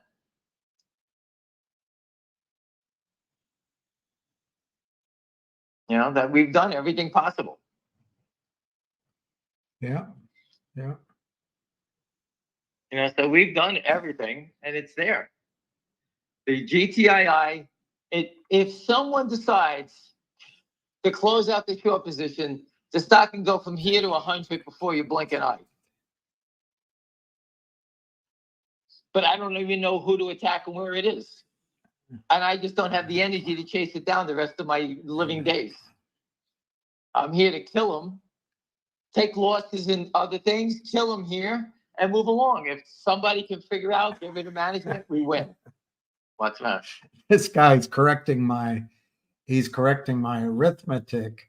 He's saying it's 35 years, not 25 years. But now I'm learning he was born in 1988. So that's how he knows. He didn't have to do any arithmetic. I had to do it in my head, but he just knew. Right. God, can you imagine short selling has been going on for 35 years like this? The Fierro From brothers? 1988. It's before then. There's the Pollock report. He worked for the SEC. I forgot his name. Isaac Pollock, I think it is. If anybody wants to Google that, from 1988. I think I put a blur up on it, but he was the first report on it in 1985. So, I mean, that's about where it started. And once the Fierro brothers figured it out, that people at the depository trusts, you know, my younger brother used to know people at the DTC. He said, all the criminals on Wall Street in the back offices go to work at the DTC. I like this guy's point. He says he's learning from you, Ham, about spoofing and washing, and that's been worth listening to you. But he says, Scott Scheller's his name, he says it's impossible, in his opinion, that the SEC and FINRA are not aware of spoofing and washing trades. But they can't, they just don't. There's so many things going on that they can't pencil. I narrow it down for them. I says, hey guys, don't look yesterday alone in finger motion. Just check the trades yesterday. You don't have to do 2 years worth of looking. I penciled it down to one day where 90% of the volume was all fake. But how much more can you say? It's one day. But if they choose not to do anything, I can't stop it. I could just, all I'm doing is exposing it. The bad guys know we're exposing it. And that's why they get pissed off. That's why they have people come after me, because they know we're exposing them. Well, they've got to know their time to just do this idiotic, brain dead trade and make trillions, hundreds of billions of dollars as a group is coming to an end. It will end. I tell you how it will end if it doesn't happen at the regulators. Our stock market will crash. And then we'll have a president, whoever she is, demanding a clean SEC. Listen, AOC put in a video yesterday. Trump was having a rally in the Bronx. And this is all you need to know. Now, I don't give a fuck about AOC. She's an idiot. I don't care about her. All right. But she said something that's important that everyone should pick out of it. She said Donald Trump is broke. Okay. So they're going after him because he's short money. Okay. If Donald Trump forces the issue in DJT, he will never have to worry. He'll make $40 billion in that stock. So if Donald Trump wants to turn it on, it's in DJT. If the stock goes up, he owns all the stock. It's pretty easy math at the point, correct? Yep. His gateway, he doesn't have to build a building. He doesn't have to sell, make, or do any products. He just needs to force the shorts to cover in DJT. He knows it's over 700 million. He has the proof. He knows who's behind it. They asked for the blue sheets. They were going for hearings. They will get all of the above. He will squeeze the stocks. And the only way he can do it is not just squeezing DJT. It's going to drift into all the other ones. They know about finger motion. We're helping them out. I've offered to testify for them. All right. When they call me, I'm ready to go. I told you that. I'm ready to do it. I've written down The FBI I spoke to, the Secret Service, anyone you want me to talk to, I've done it. I have all the documentation, everything. So it's just a matter of when it's going to happen. He has access to billions. He can smoke everyone to death in DJT, and he's trapped them all. The Democrats probably sent hedge funds who are, supporters of the Democrats trying to knock him out. But what did they do? They trapped themselves. They called Devin Nunes a loser. Now he can't stop. And that's what I'm basing it on. For Patricia, she's asking me what the timing is. Why do I think it's going to end? I never had the most powerful man on my side ever. I've had William on my side. That was it. William and all the good people that are listening. That's who we have on our side. People like Honor and Busy and those people from MMTLP. Everyone has joined the fight. That's how we're going to win. But now we have the most powerful man in the world. I don't own DJT. If I had the money, I would own DJT. Nobody I believe owns that's I think it's going to jump 100 one day. And like maybe it's someone said to me, well, maybe because of this case in New York, when he gets acquitted on that, that's when it's going to begin. Donald Trump, Devin Nunes is controlling the company under instructions from Donald Trump. If he says to Jim Jordan, hurry up, get this out there, which I believe it's happening. They have the hearing. They're all dead. Where's the blue sheet? Jim Jordan is a pit bull. He's not going to let go. Devin Nunes was on the Intelligence Committee. He said he knows how to do investigations. Who wants to go against that? Not me. And whoever the short sellers are, they're going to get roasted. They have to be criminally insane to be short the stock. Take your loss, go someplace else. They can't take their loss because it's just big players in here that they don't know what to do. They can't get out. And it's just a matter of time before they start to panic. And no one wants to get caught to a hearing and say, how much are you short? Well, I'm short 30 million shares. The float's 45. What are you short? I'm short 40. They'll all go to jail. So they cannot possibly stand here and tell the world that their short positions are this big, that they sold counterfeit shares. It's impossible. And that's what's going to make it end.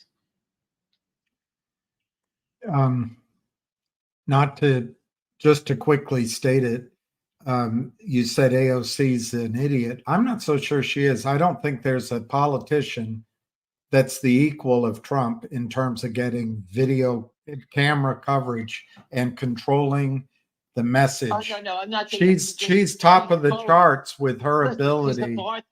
She's a bartender. I know, but she's great at getting attention. My father was a garbage man. I didn't expect him to work on the atom bomb. AOC's a bartender. Her applying whatever knowledge she learned in a bar to running this country, it doesn't happen. She went to BC, though. I mean, I think don't really give a shit about her. I know. I'm just telling you that we underestimate her. We underestimate her because she does get her message out. She's an influencer. She's a there you go. Zero. She's an influencer. She's a zero. I don't care. They're using her to reach out to a community. And guess what? The people in the Bronx spoke yesterday. They told her to go fuck herself. Go watch the videos. The people from the Bronx, the Puerto Ricans, the blacks, and everybody else up there said AOC does nothing. They all know what she's doing. She's there to promote whatever. They're all going to get their ass kicked out. I don't care. Stop with that. I'm trying to show you that she said something in a video that shows you she's a buffoon saying Trump has no money. That tells me that her marching orders are, let's grind him until he has no money. Well, I think that's what they're trying to do is bankrupt him. But his money is right there in one thing, DJT. Yeah. Imagine this thing at 500, he gets $40 billion. Who's going to stop him then? And that's what they're so stupid, they don't even understand that. Christopher points out Finger had a mini squeeze and ran to almost $10 October 22, had no warning, so anything could happen at any time. It went to $17 the year before, so you're absolutely right. I squeezed a short that had 6 million shares back then. He was short 6 million. Remember, William, I told you? 100 years ago, I told you there was a short, 6 million shares. Then Lynn came around and exploded up to the moon. Why do you think DJT and Finger are tied at the hip, if they are? Did I not just tell you that I offered to be to testify with the group? What do you think? Who do you think we're talking to? Do me a favor, post your telephone number. When I have a call with those people, I'll dial you in. Is that what you need me to do? Yeah, his name's RG, yeah. Are you Yeah, going to okay, show do me a up favor, with a hood put over your number head? up. You're Put going to your be, number up, and when I have a call with important people, I'll bring you in on it. all right, RG, that's the offer. Oh, hold on a second. I'm going to conference this guy in because he doesn't believe I'm talking to you. Okay, no problem. You don't have to believe it. This is for me. I told you what it it's for. doesn't.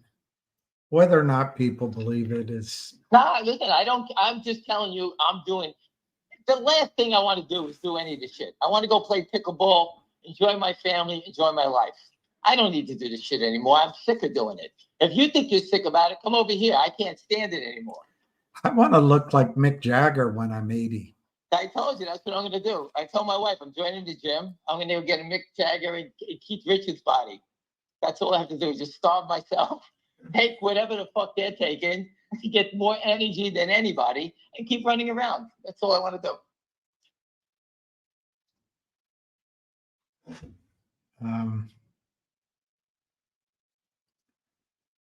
She was a bartender. You're right. She went to Boston College, so she's. Listen, I could care less. She could be the best chemist in the world. I do not need someone who's a bartender, wherever she came from, to rule on laws that affect my family and other people. I don't agree with that. Show me her law degrees. Show me what she knows about laws. And she has no understanding of the economy, what committee she's on. She's an idiot. Okay. And that's it. As a bartender, I can't make drinks. She's probably wonderful at it. She's probably wonderful at a lot of great things. But as far as I know, is that anybody that goes from being a bartender to be running and all of a sudden to be worth $30 million, you tell me how they're doing it. They're paying her to be an influencer to save shit on TV. That's what she does. So there you go. That's what she is. But that's what she is. I don't care. Trump they want his money. And I've just showed you, I believe they want his money and he has it gold right in front of him. DJT. It's right there. He doesn't have to build the building. He doesn't have to do anything. It's right there.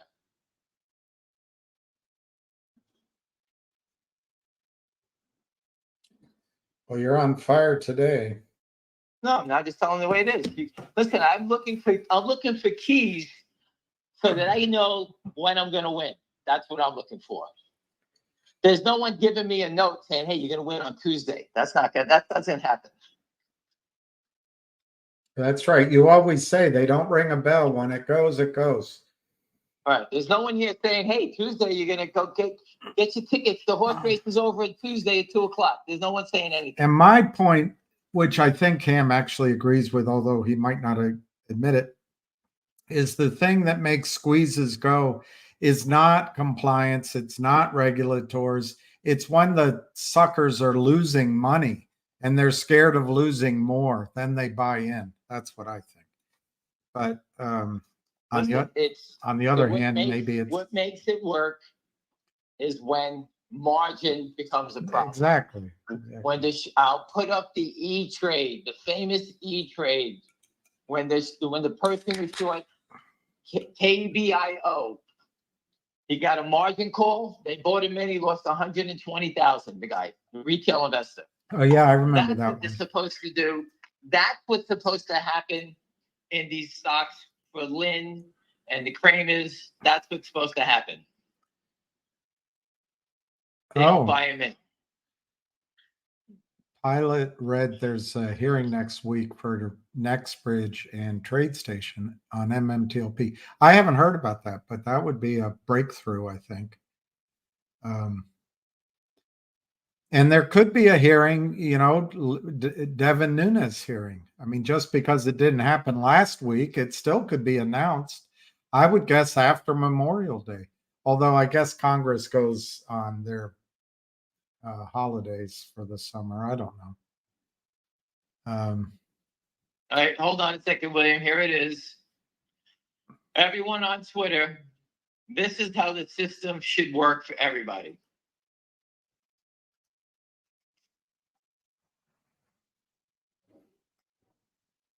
How the system should work.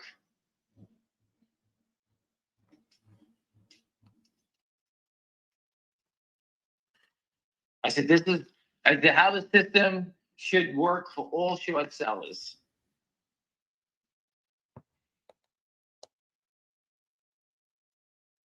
We don't have funds. There you go.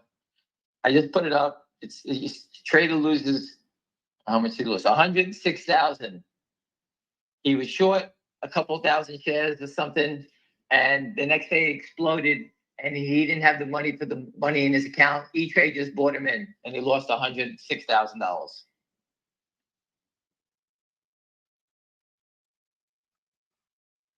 That's how the system works. The Kramers, Alpine, what did they do? They moved the short from the Kramers. It's in Alpine. Alpine was free riding, no money. They should have been brought in. That the whole system should have been brought down then. A Dirty Mayo put it up. There it is. Go look on Twitter. Here it is. Truck at the Southern District. Wow, this guy's saying Wes Christian might give an update on MMTLP, MMAT. That'd be nice to hear what Wes is saying. He's been working. Anybody wants to contact the judge in the Kramer case? Yeah. The truck, I just retweeted it. There's a picture of Charlie Mayo. Charlie Mayo is one of the Kramer stooges. It's right there. Big Nose Kate. You know, that's when they were calling him up. You know, that's what this was. There's 3 or 4 photos of the truck at the SEC, at the Southern District. Excuse me, the Southern District. Send it to the judge. I don't care. I say, well, how long we've been telling you about these guys?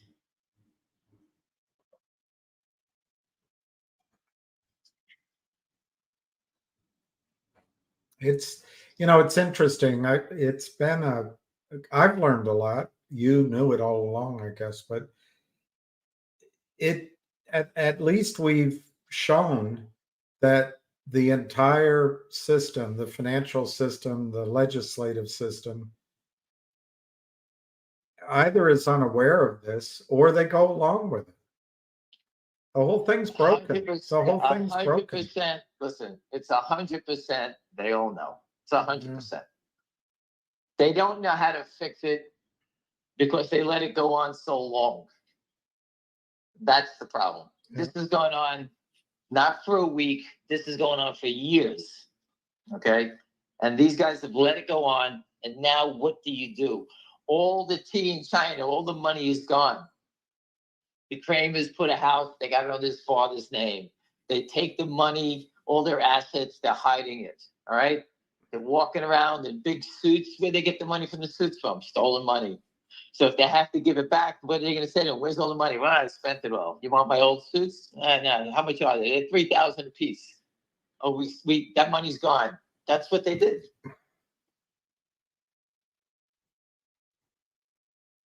Wes Christian. Even the crooks know life is short. They go out and spend the money to get rid of it. They have fun with it. What do you think they're doing with it? Do you think they're trying to become Warren Buffett, live in the same small house? These guys are stealing it and moving along and spending it. They're ONFUXs with the Kramers. Right. Anyone go look on Twitter. Dirty Mayo said that his friend sent him the pictures, and they're posted on Twitter. The truck at the Southern District exposing the criminals. It's right there. That's the courthouse that the Kramers are being busted in. Good. That's great. Let's print those out and send them to the judge. Right. Send them to the attorney. I think that's what a campaign. But wait, there's another thing. If you go back and look, Hal Mintz, people were posting that he was a criminal years ago. 5,000 people, 7,500 people signed up to report him. Hal Mintz. It took years. He must have been a kid because he's only, what, 52 now? Years they put his picture up there. They put his photo up there. He was a Is criminal. he a good looking guy? What?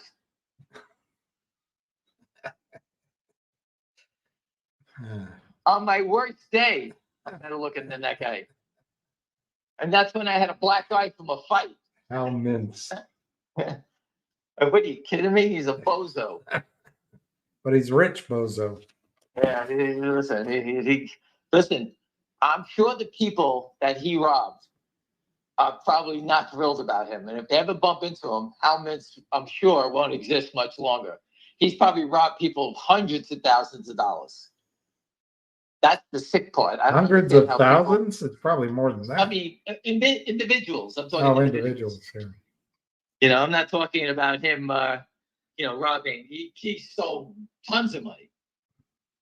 But, he stole from regular people, 20,000, 50,000. How would you like to be, your family has no more food because you lost all your money in the equity markets because of Hal Mintz? I don't know about you, but if I was in that position and Hal Mintz walked past me, it ain't going to be pleasant. I don't understand these guys. They think there's no consequences to what they did. I see it all day long. Just like you said, the guy the other day called, I'm down $200,000. I didn't do it. There's the Southern District. Go to the judge, point them out. Those are the guys who stole your money. And ask him, where's the trades? What's going on? Go ask what's going on. I delivered you to crooks. That's what we did. They just get everyone to think, oh, it's buying and selling on Wall Street. They just have their losses. They're bitching. This is theft. It's organized theft. And judges have to see it that way. I don't know who. And the best person for us is then Mark Bazile, because he's the one that said to go after these guys as unregistered broker dealers. Yeah. Because they all hide behind the veil of naked short selling because the SEC is protecting them. And he figured out the way to get them. So anyone knows anyone at KNW, have the CEO contact Mark Bazile, and he can go after Lynn Partners. Get back his money, give them back nothing, rip up the notes. That's what Mark Bazile can do to them. Your friend, the pilot, says Ham wants Mick, the Rolling Stones guy, Mick Jagger's energy. He wants Ham's energy. Right. Listen, I was gonna end it with a not legal advice joke. Last night at the concert, Mick Jagger went to the TikTok diner. I don't know where that is, but he was honored in all his years of playing in New Jersey and New York. They named a sandwich after him. And I looked at my son, I says, they named one after me, the ham sandwich. Very funny. Where's Richard? That legal advice. Come on, I beat you to the punch on that one. I was laughing last night. I said, Mick Jagger has one. I said, they have one after me. It's called the ham sandwich. But so that's pretty interesting. But no, listen, I do have a lot of energy, and I hope I have it at 80 like Mick Jagger does. I'm hoping I'm still around doing this stuff. I play pickleball 3 hours a day, 4 hours a day, and I just love doing it. And I'm a competitor, and I like to play. That's it. That's all I can do. And this stuff I'm just repeating this stuff so you guys understand it. I go on the phone with William because William is a gentleman. I'm not a gentleman. You can go fuck yourself. I don't care. Excuse my French. I'm trying to teach you. If you don't want to learn, it's so funny. I was at the college with my son yesterday outside picking him up. And I heard the teacher say, I can tell when you're on a presentation studying for a test, whether you're on a minute, hours, or days, whatever. And she goes, I had a student come in and said they studied, and she knows that they were only on there for like a minute. I said, oh my God, that was me. I never paid attention to anything in college. And, I'm just saying that you need to study this stuff. It's your money. These guys want to steal it. We're trying to help you. I can't help the BIOVs and these other names I heard, all BBIG and this one and that one. All these names I've heard. CEI, CVM, Northwest Bio, ZYGI, XXII. I've heard them all. BLUE, GERN. They robbed everybody. MULN to everybody. They tried to put Tesla out of business. The New York Times in 2013. His batteries are no good. Elon Musk had to go out and defend it and save his company when his stock was $25. You guys probably don't remember that, but he went out and defended it. Go out and look at it. The New York Times story was fake. The New York Times. These guys wanted to bury him, and he survived. Look how great. Look at the things he's done since. Rockets, this, cars. He's done everything. And they wanted to bury that guy. You tell me how any company can standing against these guys when it's so against you. So for the companies that we do follow, you know what? They went 50 rounds. They lost a couple, but they're still standing. That's how I look at it. Now, if the GTI CEO leaves, the fight gets stronger, and it goes the other way then. Finger Motion has won all the rounds. They've lost a couple. They got beaten up yesterday. They got beaten up, but again, they're going to come back, and the company's fundamentals will win out. And you know what? Once the DJT goes along, they get the short selling squeeze with it. That's how I look at it. Trying to time the day, that's the hard part. If I knew the day, trust me, I sell my kidney, like I said yesterday.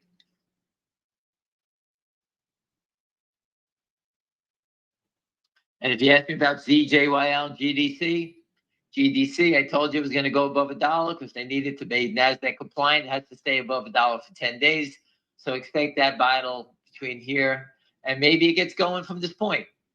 When it gets back up to where I own it, we make a decision whether I break even, stay, go along. I'm under the belief that, a lot of times I like to break even and go live for another day. So I may sell it at 375, make a quarter or half a point. Maybe sell it at 3, lose a half a point, and move on and take that money and do something else with it. That's a decision I'll make. Hopefully I don't have to make that decision. The stock just opens up at 50 one day and I don't have to make that decision. But I could sell it and it can go to the moon. But my idea is, hey, live, learn, move on, and I'm survived. That's how I look at things.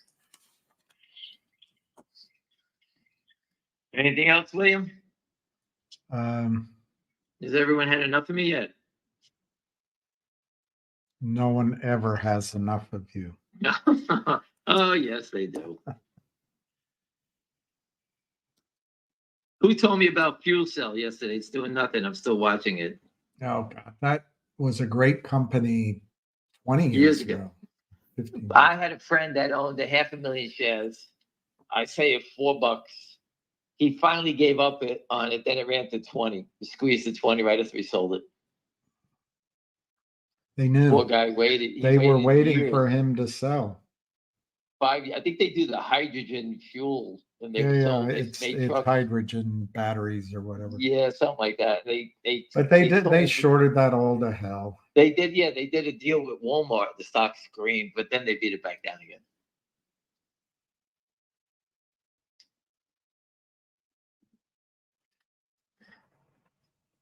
Anything else we got here? No, I see DJT is back up $1.75. KNW, if you know anybody in that, tell them to run for the hills. The devil's in the details. Tell the CEO, the brain dead CEO, stop pitching people to buy it. You're going to get killed. You're just slaughtering your friends. Give up on it already. Call Mark Bazile. That's what I can tell you there. And I talked about that T-Lo. William went to see it. I still can't believe it that they're holding it down. It's remarkable. Company can help extend your life. They don't even care. GDC, $1.02, whatever. They went to highs of $1.10 on 300,000 shares. They don't want it above $1 because they're trying to get it delisted, right? Look at the battle that'll be there.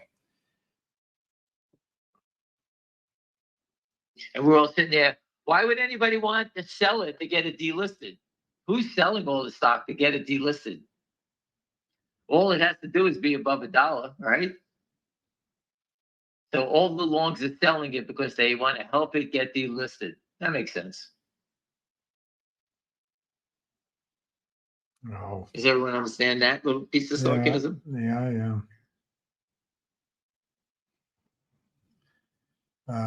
So you got the story about the Kramers and the court document. Call the judge up, show him the pictures at the Southern District.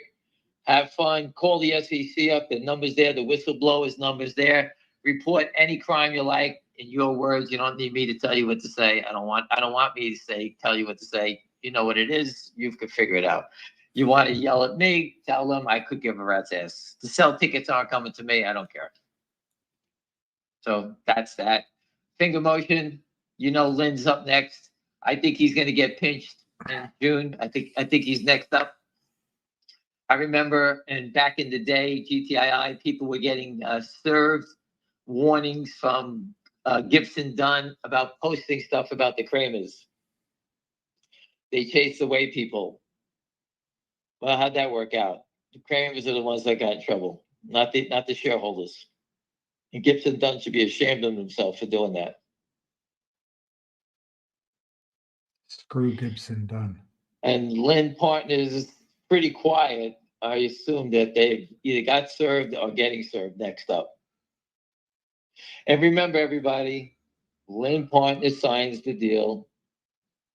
Their cousin is the naked short. They say in the paperwork, we will not naked short your stock. It's not us. We promise. And their cousin is doing it. They're just how they liars. do it. If you like, I could put that story up there with Sedona, Amro, and Rhino Advisors. Sedona is the public company. Amro signs the deal, lends them the money. They say we won't short your stock. And who's doing it? Amro is doing it on behalf of Amro. Rhino is doing it on behalf of Amro. They do it arm's length away. The Kramers are shorting the stock. They don't trust anybody with the money. Whoever is their partner is holding on to that short sale. Same thing with Lynn Partners. You know, what happened when the CEO went to see him? What is the first thing they said? Oh, we're not shorting your stock. That's the first thing they say. They hide behind corrupt lawyers. They hide behind somebody else. It's not us. We don't do that. Not us. And that was the first thing he told the CEO. That's what racketeering's all about. All right. So there he goes. He did that exactly. He said that exactly to his CEO's face. And me and William heard the CEO say that. He went to say hello. And the first thing Lynn Partners said to him was, we're not shorting your stock. Can you imagine that's the first words out of your mouth? You know who's guilty then? It's Tezio. Always knew it'd be Tezio. No, the short squeeze number is still the same. It hasn't been updated. I expect it to be today, so I'll check on that later on. Finger motion is 305 to 307, 220,000 shares. After yesterday's big surge of 600,000 shares, we have another big day of 200,000 shares, and the stock's up 11 cents. Do you realize how small this company and no one's selling the stock and it keeps trading all this volume? Again, compared to a GameStop trading 10 million shares a day or 16 million shares a day, I can't pick out the fraud there. But because we're such a small company, we can expose and see the criminal activity very easily here. Very different situation. So that we can see. And that's why we report on it. Once it gets to the millions a day, it's hard to tell what's going on. Because they could be selling and buying, selling all day long. But when you see it like this, I know there's a couple of people buying it and there's no one really selling it. So if they cross something, whenever you see a big trade, like 3,000 to 10,000 shares or whatever, 99% of the time it's always on the bid side. Yesterday, there was a trade of 60,000 at 3 on the offer side. So someone put up the 60,000. They spoofed it for a while.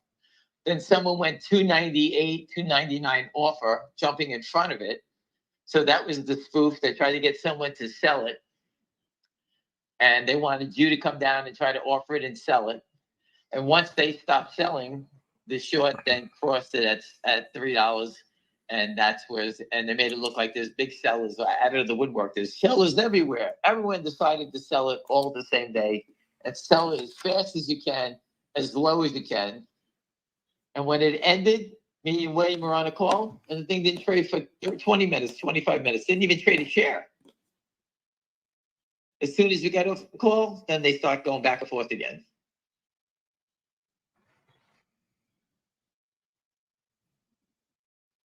You know, again, remember, Lynn Partners has a paper trail, a mile long, phone records, the benchmark.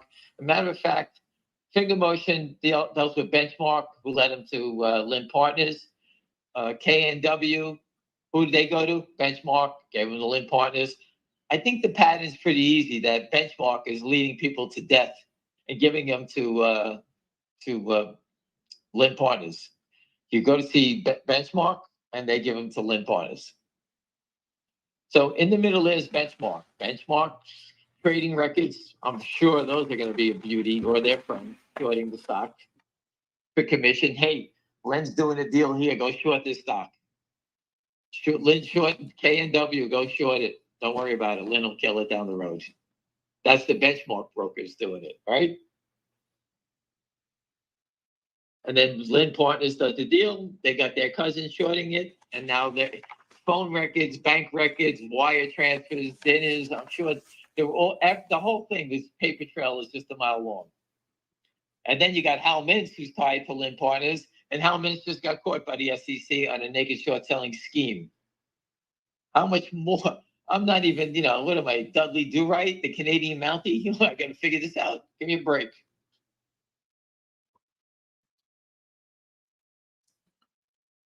Anyway, I'm going to leave us at this.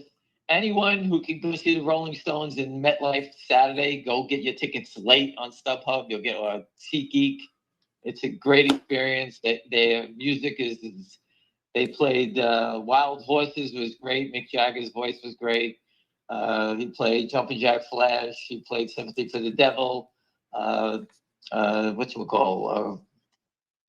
Tumbling Dice was great. And he had a new song, Messed It Up. But I like the version made by Purple Disco. You Messed It Up. It's pretty good there too. He has a disco version of it. Anyway, it's a great night. It's right in the bridge. You're from New York, wherever you're going to be. It's an easy ride. And if the tickets are dropping like stones, I think how's that one, Richard, not legal advice, the tickets are dropping like stones. I think the people are, a lot of people worn out on paying big money for the Rolling Stones. It's been a long time, but it is a great show. They're as good as ever. And if you're in town, if they come to your town, I would advise you to go take a look at it. Go take a shot. Anyway, William, listen, everyone, have a great weekend. If I hear anything, remember the earnings come out Tuesday. The short squeeze number should be out. I'll be posting throughout the day, the night. And I just wanted to tell you one last thing, William. I watched that maniac who's got 500,000 people following on YouTube who plays slot machines. He's a slot machine guy and has all these mom and pop people following it, trying to teach you how to play slots or whatever. And he played a slot the other day. I think it was $1,200 a spin. He put 5,000 in. He got 5 spins, and he was gone. Boom, boom, boom, boom.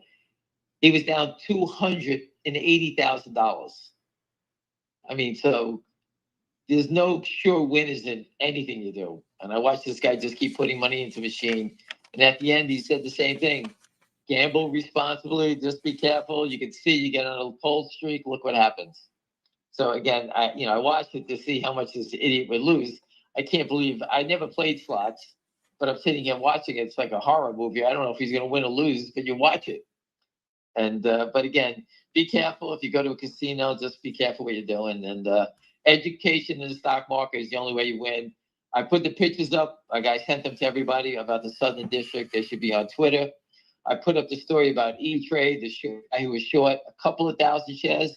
E-Trade bought him in immediately. because he didn't have the margin money. Got blown out for $100,000. It's right there. You can read it. I ain't making it up. It's right there. That's how it's supposed to work. If you don't have the margin money, you get bought in. That's why these guys are pressing to hold it down, because they do not have the margin money. Anyway, William, have a great weekend. Don't take a walk with your dog. It's beautiful outside. Go get a little color on that face. I'm just going to sit down and replay your call so I can hear it all over again. It's the same call for Monday. It's Friday. It's the same thing. All right. Anyway, listen, everyone, have a great day, and I hope have a good weekend. And when I hear anything, I'll repost it. Remember, I think the finger motion earnings are Tuesday. I'm not sure. A shareholder told me. I'm not sure. If anyone knows about it, please post it at 4:30, 5:30. Dozer usually posts the naked short number. We'll see it there. And if I hear anything from Devin Nunez's crew, I'll let you know. All right, William? All right. Thank you. Have a great weekend. All Thank right, you. Ham, same to you. Call ended. I look forward to your next syllable with great eagerness. So, Rosa, I just wanted to tell you, or suggest to you, I read a book over 35 years ago, probably over 45 years ago. I think it was called Captains and the Kings, or Of Captains and the Kings. Captains and the Kings by Taylor Caldwell. And it was a good book. I always remembered it. But the guy who made the great fortune in that book was a waiter. He was a waiter. He started his life as a waiter. So your point is exactly correct. I'm not feeling, I didn't sleep well the last 2 nights. I have gout.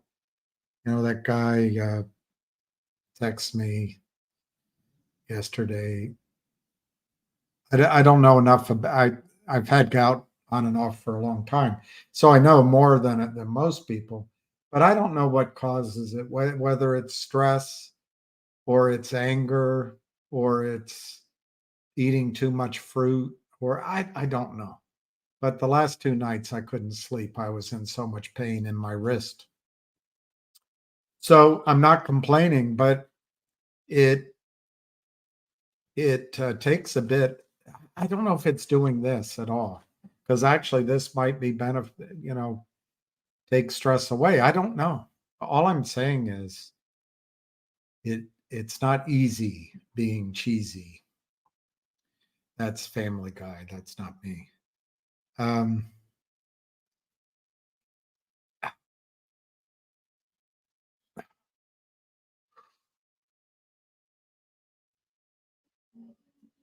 Is Alpine the prime broker for the Kramers? They were. I don't think Alpine functions anymore, but I don't know that. But yes, they were. There's a company called DBMM who took a note from Kurt Kramer, got destroyed, got cellar boxed, and that her name isn't CEO. It's like, prime minister of the company, some Canadian name. But Linda, I think her name's Linda. She gave us the information that Alpine is the prime broker for Kurt Kramer. And you can't find a guy with more class and integrity than John Hurry and his wife running prime brokers. I mean, that's some class.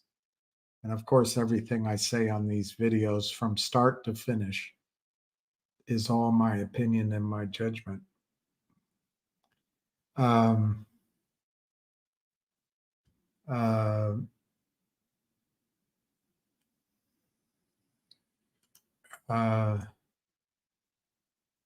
Yeah, I don't know. Somebody asked yesterday, what do I do for R&R? I'm not much of an R&R guy. I've got to fix that. I would like to, I don't know. It's something I have to address. Maybe I'll get to it when I'm 80.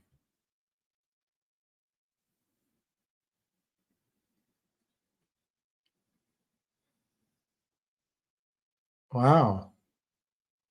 Delta Doc, Ham would love to know all that.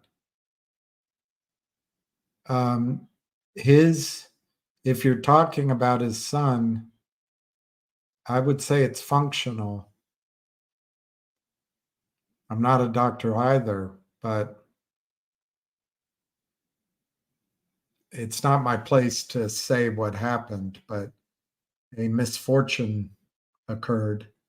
It wasn't organic, so I'd say it's functional.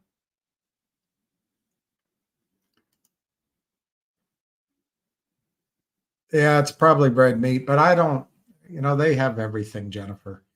They say everything. I think beer isn't particularly good.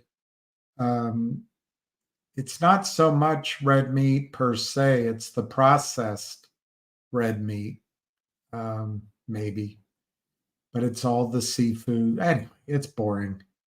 Purines. The problem is purines. But the real problem is my kidneys don't perform the way other people's do. And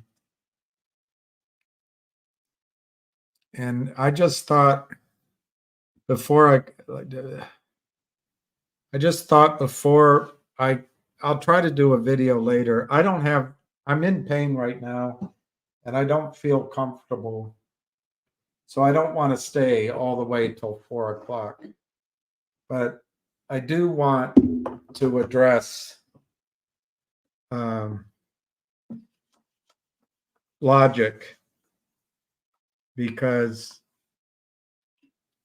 they're just shorting it. They shorted something like 1 million.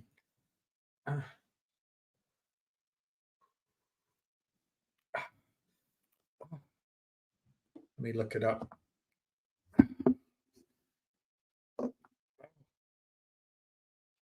Sorry for the sounds, but the pain is exquisite. The pain is like punishment.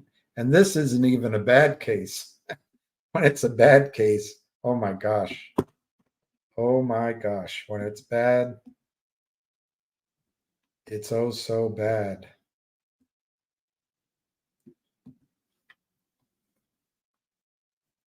Oh boy.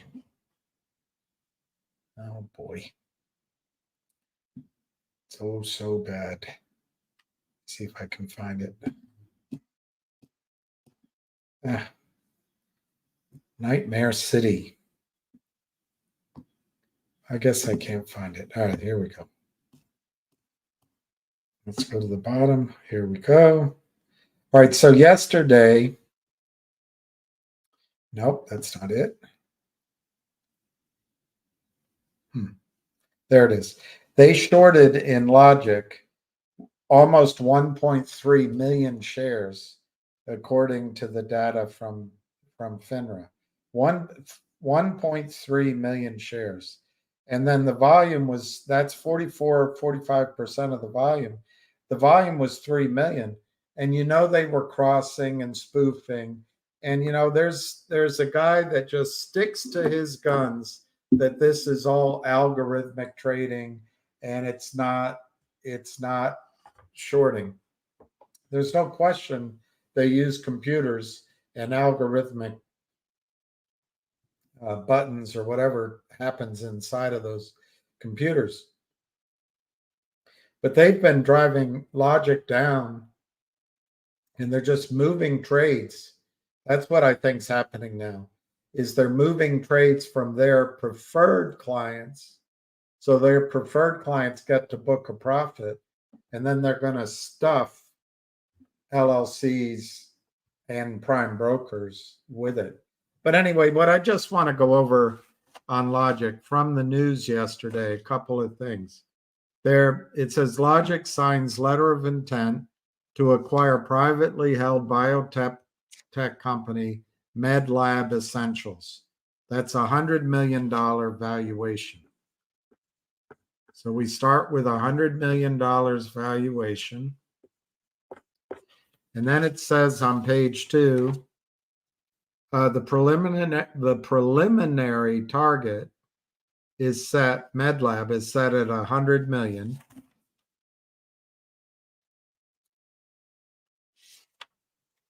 and shareholders will retain 15% post-transaction. So 15% of that is ours.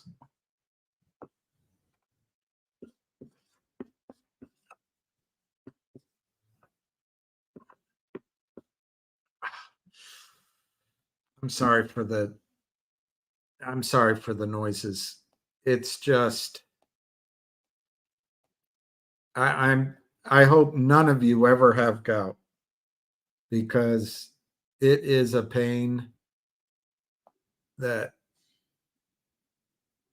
it's debilitating, and it takes away from your ability to do things. And this is, like I say, this is not a bad case. I've been so bad I can't even get out of.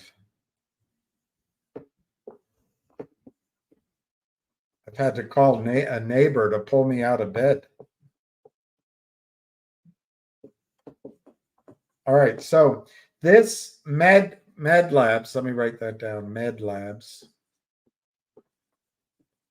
All right, here's my handwriting. I know it's not the best, but Med Labs is a $100 million valuation, and that we retain 15% post-acquisition. So that's obviously $15 million. If you use the entire outstanding shares of Logic right now, 250 million, that works out to 6 cents a share. There are two things they're trying to do, or three things they're trying to do. They're trying to move their losing positions to their best friends. In other words, the one that pays them. And two, they're trying to convince you that this deal is bad. It's really bad, and it's only worth a penny a share. Well, it's 6 cents a share. It's 6 cents a share. And it's post-transaction. So the risk is, this is the third thing they're trying to do. They're trying to make sure that the COO, Danielle Vinacour, says, wait a minute, to the CEO, Brent Sun, wait a minute, you told me you were going to do this at a $100 million valuation, but your stock at that time was 3 cents. Now it's only a penny. So you need to issue to me 3 times as many shares. What does it do? It destroys the denominator. It would destroy the per share value of this acquisition. That's what the criminals do. That's what Ann Wagner allows. That's what Adina Friedman allows. That's what Gary Gensler allows. The complete destruction of United States ingenuity, capital markets, companies, technologies, brains. They're destroying it all. And these people come on and say, oh, you're a loser. Well, okay, maybe I am. But the point is, why is that guy, he's anonymous. Why is that guy some sort of hero? I would call him a loser on the side of evil, because this is all evil. It's destroying the United States of America. And I don't know, I grew up with an image of America. One would, as they traveled the world, be proud to be an American. Now I don't know how I'm still proud, but I don't know how it comes across in the rest of the world. All right, so now in this article, this news release about Logic, it goes on to say the acquisition represents the first in a series targeting a cumulative value exceeding 750 million, focusing on biotech. So, unfortunately, down in the middle, it says capital raise, and to the shorts, to the dead brains, greedy Hal Mintzes and the guy, I can't remember his name at Lynn Partners, and the Kramers and those kind of people, they say, oh, you need to raise money? Perfect. We'll drive the stock down. When you come raise money, we'll do it at a penny instead of at 5 cents. Again, destroying the denominator, destroying the per share value. So there's no risk of a squeeze. My opinion with Logic is as soon as Logic announced that they were de-SPACing, there was an aspect potentially of real shorts seeing an opportunity to drive the stock down. But I believe Aubrey Advisors and their main, I believe Aubrey Advisors is conflicted. I think they owe loyalty to Polar, a hedge fund, more than they owe loyalty to some new company that they slaughter. But I think Aubrey Advisors set this up, Chadron maybe, and maybe the lawyers. And there's another Brownstone maybe. I don't think it was Brownstone. But anyway, they have to protect because they shorted the hell out of Logic, which was 30 cents. They've got it down now to a penny and a half. They're trying to protect their profits. So they read this and they say the combined entity plans to secure a significant capital infusion. That's like telling the world you're going to blow your brains out. Unfortunately, that's how they see it, the shorts. I don't think Logic is going to do a deal with Wall Street or with the Aubrey Advisors. And I intend to follow up and make sure that that's the case. And I hope they do their financing with one of their large investors initially, and then tighten the belt as they add these other companies in. They say here they're going to add first in a series. They don't limit it. But over here, they say this acquisition is the first of 3 biotech-focused companies with subsequent acquisitions already in the letter of intent phase. So anyway, my point is these brain-dead idiots like Jeffrey Easton, a true idiot, but I guess I'm the idiot.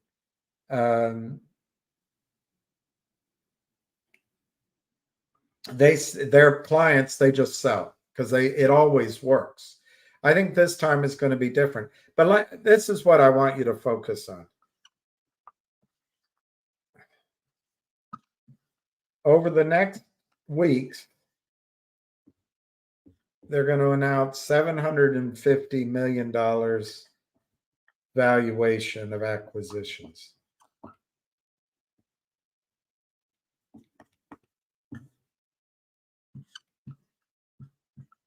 The last one they announced right here is done at 15% for us. So let's just assume 15% post-acquisition.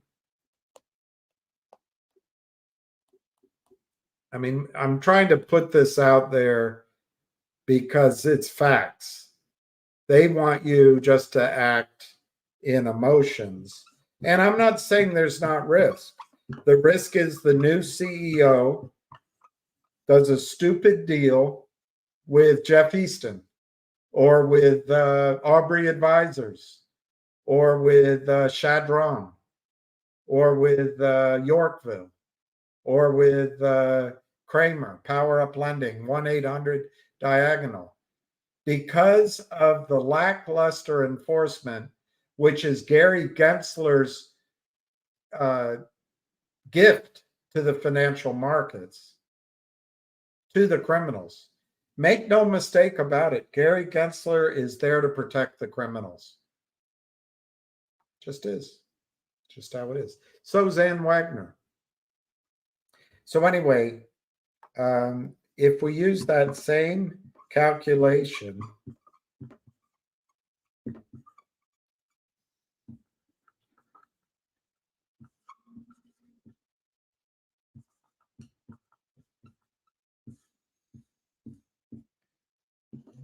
come up with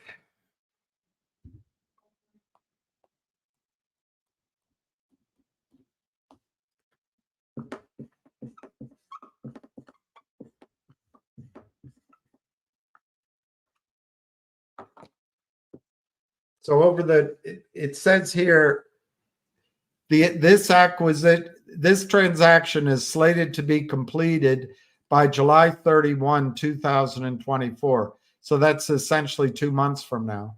This acquisition is the first of 3 biotech-focused companies with subsequent acquisitions already in the LOI stage. So I think it's safe to assume over the next quarter this is going to happen. $750 million in acquisition value, 15% left for us as shareholders post-acquisition. This is just the wording out of this press release. Now, the risk is if the new CEO gets suckered by the liars at Aubrey Advisors, in my judgment, and says, oh, well, we'll lower the valuation. They have to stick by the valuation that the companies are doing. And as long as they do that, which I think they will, 750 million times 15% gives us as shareholders 112 million of that for our 15%. When you divide it by the 250 million shares which are authorized, they might be fully outstanding. It's hard to tell, but I think when I looked at the last OTC markets, the number was 241 million. So it's essentially the entire authorized float. You come up with 45 cents a share by the time these are done on a post-acquisition basis. Now, you can argue there's a risk that those valuations are wrong. I don't know. I don't know what companies they are. You could argue that the new CEO is going to go do a deal with the best day trader of Yahoo on Wall Street, Jeff Easton, and they're going to slaughter their stock price. But remember, there's already been a reverse split. This company, post-acquisition, is going to trade on the NASDAQ, I hope not, or the NYSE, yes, please, at I think I did the arithmetic, $22.50. And we only own 15%. Where it gets a little unclear is there may be some cross-population of management, and I'm not sure about that. But there's the new company, yes, will be issued Logic shares by definition because it's a reverse merger. But the new company, or 3 companies in this press release, will be worth $750 million, new management, and our remainder is worth 15%. It's worth 45 cents a share. Why the hell is the stock's trading for $0.015? It's just because the criminals want to scare you. It's because they sell stock that doesn't exist. It is not algorithmic short selling. They are not covering it. They're moving counterfeit shares from one criminal's account to another's, but one criminal's account is a favored account.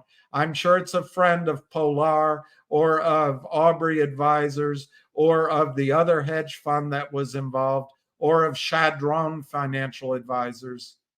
They're all in it together. And the law firm, remember, Aubrey Advisors raised $5 million to rescue this crappy SPAC deal. And they paid the financial advisors half of it, and they paid the lawyers the other half. They left Logic with no money. You tell me who has blood on their hands. The good men and women of Aubrey Advisors? That's where I'd look. But hey, I'm just an idiot. As Fulcrum. YNNAGJEKIJ.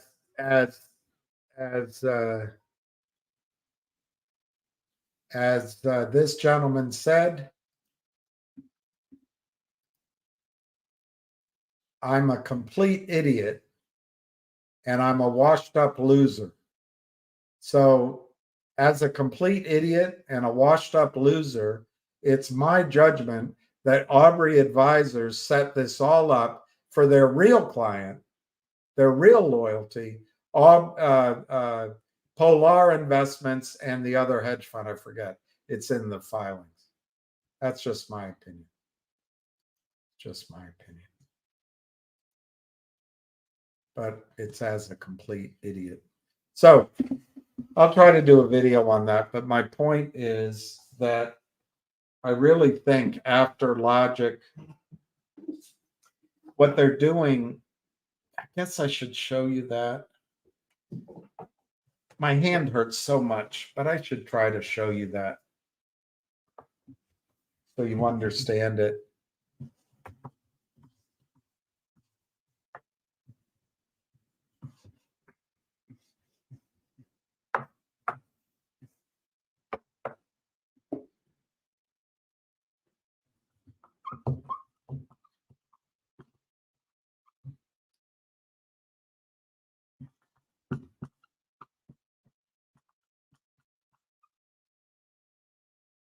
I don't know, pick a number. Let's just do 10 million so I don't make any mistakes.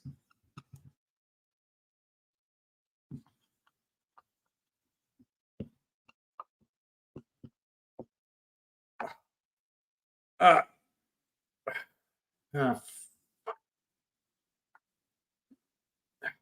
hate it. It hurts so much. That's what I hate. The most basic things. And this isn't even bad. Imagine if it were bad. I'd be really complaining. All right.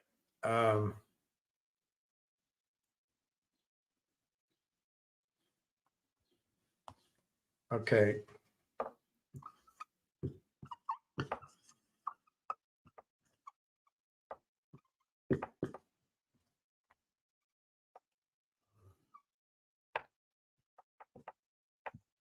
I'm only going to use 3. It goes on, but I'm only going to use 3.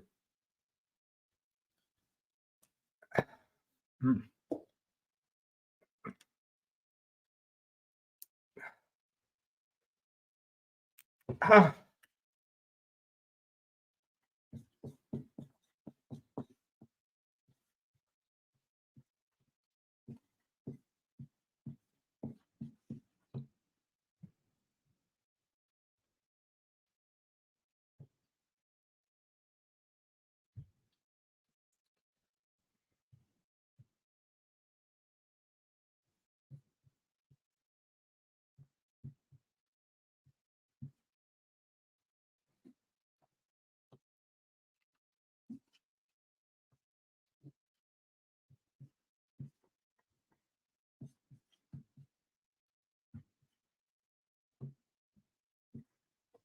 What number will I use? I'll use 5 cents.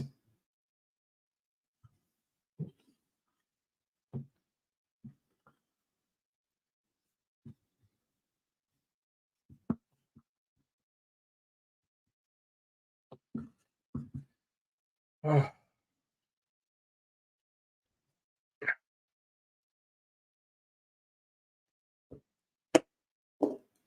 This is going to hurt. Pretend it doesn't. Pretend it doesn't. Pretend it doesn't. Okay.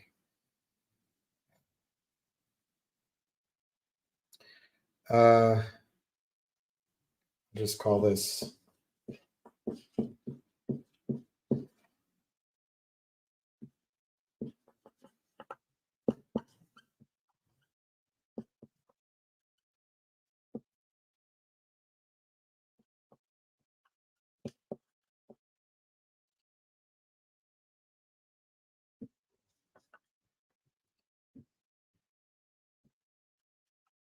I'll try to do this better. when I have time. But I just want to try to do it now, and then I want to sign off because I'd like to lie down, take my medicine, and lie down. But if Polar Financial shorts creates fake shares of 10 million in Logic at 25 cents, they bring in $2.5 million. Well, then Chadron comes in and they buy 10 million shares at 5 cents.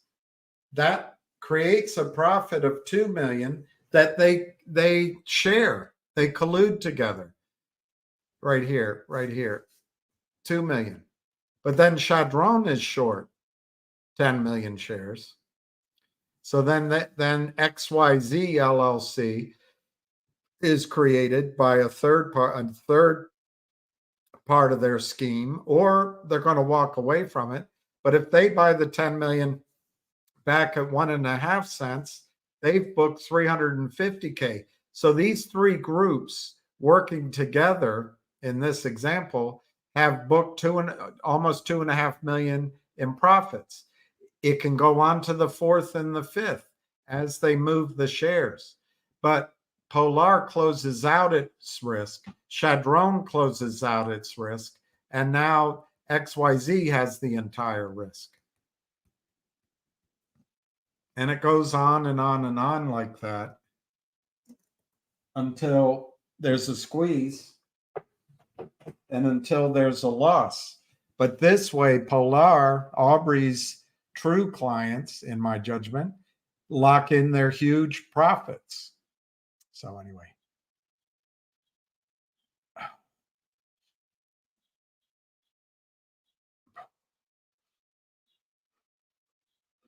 Anna is here. Anna, Queen of Trades. All right, let me go up here and we'll sign off soon. Let's look at, all right, Brian, red meat, peace, love, and puppies. Well, yeah, PS 71. They don't want to, and that's kind of my message. Next week, I might try to buy some myself, depending on the other trades I have. Nothing huge, but they don't want it to go off at the ask. The ask is a spoof, and they're crossing. It's illegal. They're working with each other, but they're moving the risk away from their treasured clients to the putzes, or they're just creating an LLC that they'll walk away from, and they'll do it as long as they can get away with it. So I actually kind of think it might go on for a month until what Logic has to do is make clear that indeed,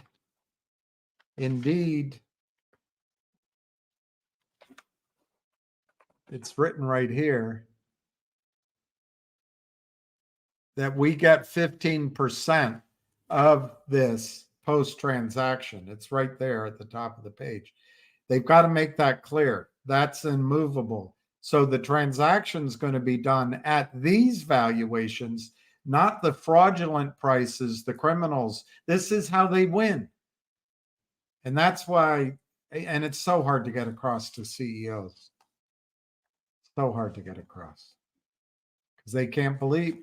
Most of these people are good, honorable people, and they just can't get it in their head that the government and Wall Street would allow this to happen. Well, guess what?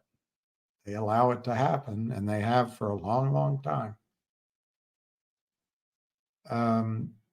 So Logic needs to let the world know they're going to honor this 15% post-transaction value for us, which I think they will. And then down here it says the combined entities plan to secure significant capital. They got to make sure that the world knows that's not going to be a toxic financing. It's not going to have tranche financing. It's not going to have backwards looking poisonous formulae based on the closing stock price of 5 days with a discount, all the crap that the criminals do. And it's not going to do a deal with, and this is one risk.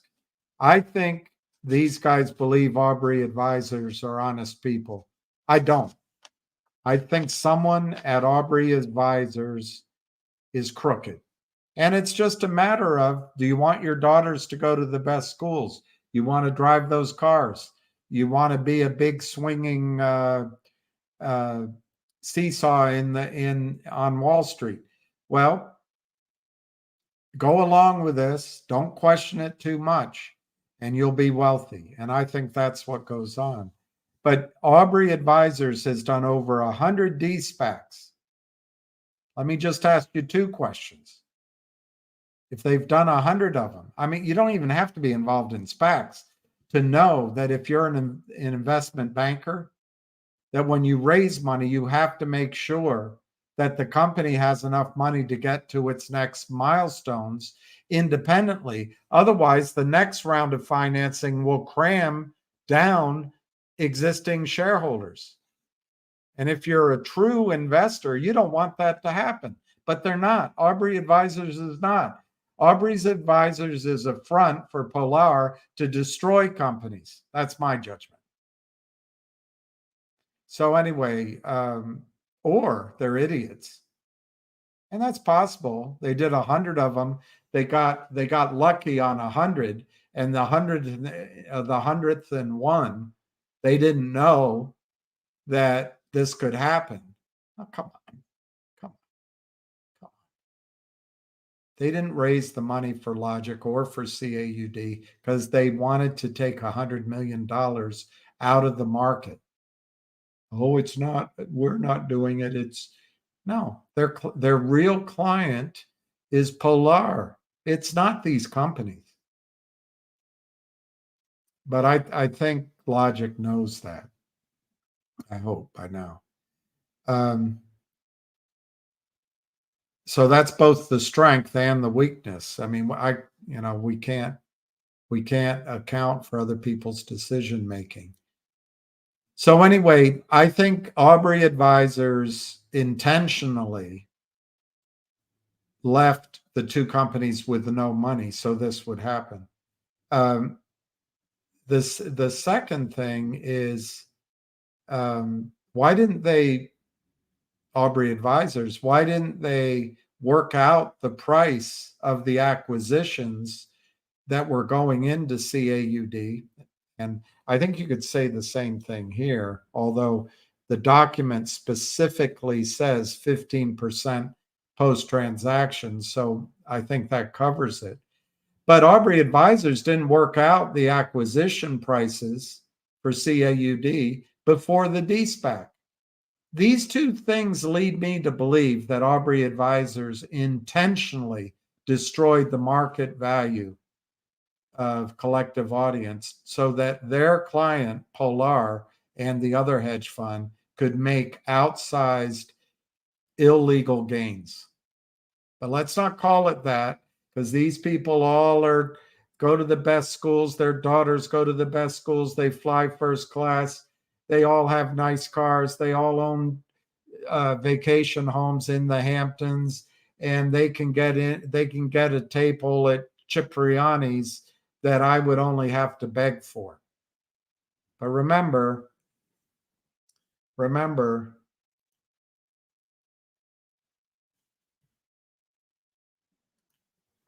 I'm a complete idiot and a washed up loser. And the people at Aubrey Advisors and Power Up Lending and Lynn Partners are great heroes of Wall Street. Great heroes of Wall Street. So anyway, PS 71, I got off track. The buying below the ask is just crossing. They're trying to protect, in my opinion, whoever Polar's investors are first.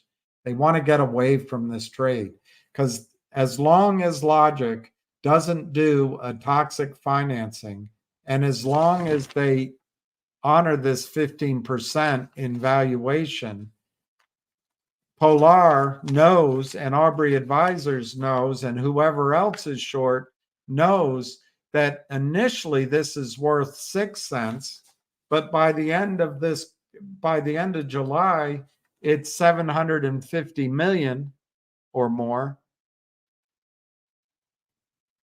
45 cents. The price of logic is going higher unless those two mistakes are made. One, doing a toxic financing with a group like Aubrey Advisors and their clients, in my judgment. And secondly, allowing the valuation that the criminals create. I mean, this $100 million valuation, like I just said, is based on 6 cents a share. Well, the criminals have got the price down to a penny, so they've reduced it by 80%, almost 75%. That's not fair. It's not correct. And that's Gary Gensler's markets. That's Adina Friedman's markets. That's Ann Wagner's markets. That's Robert Cook's markets. That's Chuck E. Cheese Crawwell at OTC markets. And it's not fair.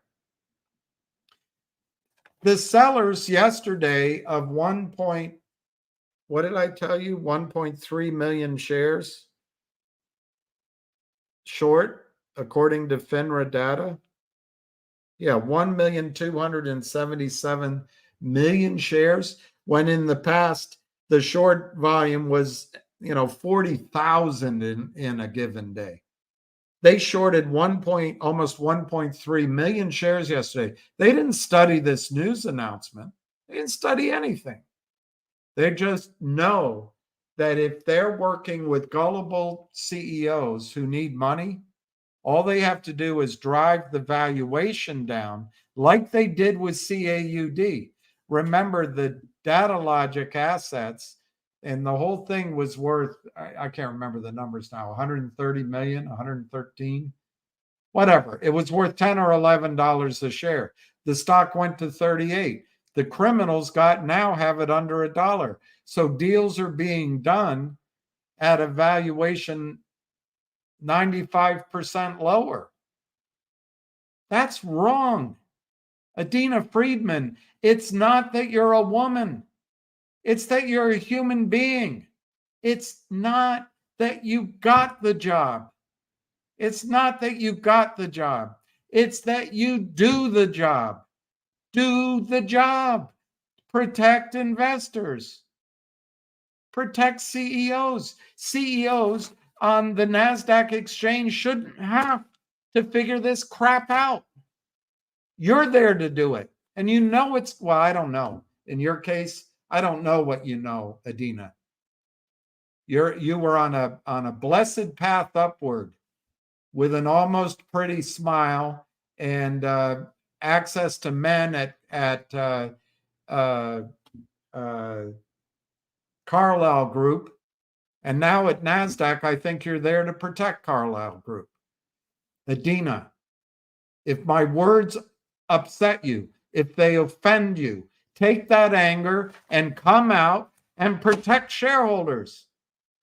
Protect CEOs. Protect the integrity of the NASDAQ market, which used to be the queen, the king of the over-the-counter markets, respected worldwide before you took it over as a DEI hire. It's all you are to me. You checked a box. And as far as I can tell, you have no interest in doing your job and you have no skills. But you collect $2.5 million a month. So if I offend you, go cash your check and enjoy it. As far as I can tell, you were the worst person to hire for the NASDAQ, and you're overseeing the NASDAQ's demise. If anyone's listening from at NASDAQ, feel free to tell Adina Friedman what I said live about Adina Friedman and the job she's doing at NASDAQ. She can go preen and bounce around the world as the CEO of NASDAQ, but she's doing F all to protect shareholders and CEOs. And under her watch, trillions of dollars are being stolen from American citizens who, Adina Friedman, if you're watching, do you know that half of the wealth in America, more than half, is owned by women? You didn't know that. Women control more than half the wealth in America. So your actions are hurting women. And guess what? You're all upset that I said something that sounds sexist. But I'm out here trying to protect women and men, human beings, Americans.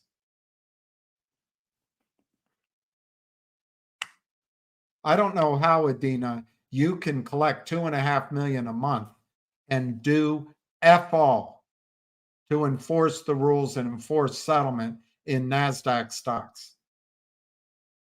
Whose side are you on? Carlyle Group or the CEOs or the shareholders? I know the answer. Of course I know the answer. You want the sinecure at Carlyle when you graduate this. But we'll all know it's because you're a woman, not because you have any talent, not because you have any integrity, and not because you like to work hard, and not because you do your job. You just skate by as that blessed generation of women. And look, it happened to men before. I got that. Men used to get the jobs. But I think in most cases, men did the job. Although you could argue Gary Gensler doesn't. Robert Cook doesn't. Chuck E. Cheese Cromwell doesn't. So there's a weakness in my argument. But I'd like you, Adina Friedman, to step up and actually do the job, not just get the job. Do your job. Honor your oath. All right, I'm done with going after Adina Friedman. All right, let's see. PS71, I know I sent it to you, but I'll work on that tonight. Jennifer, red meat is inflammatory. Yeah, that makes sense.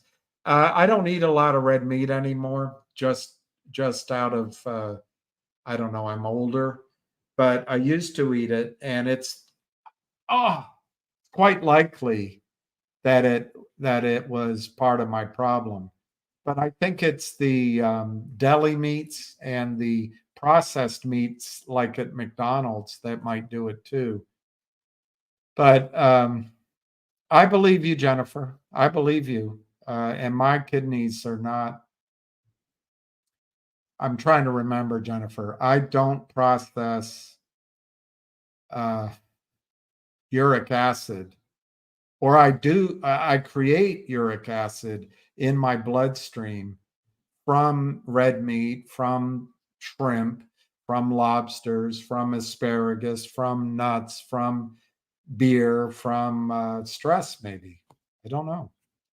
But yeah. And alcohol, I think, probably does do it, even though when I was drinking, I used to downplay that effect. I think sugars do it.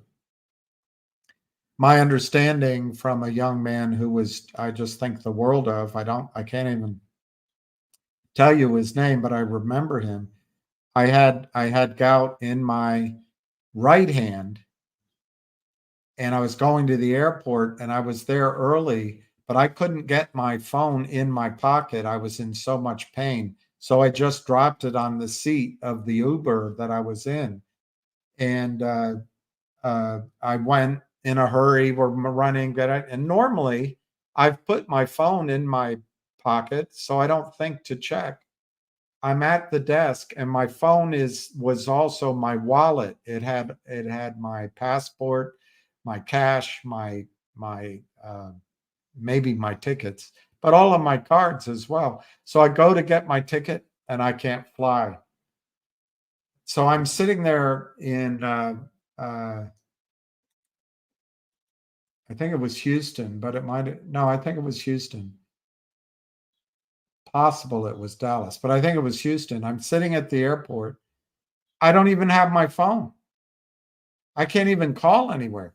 This young man, red state,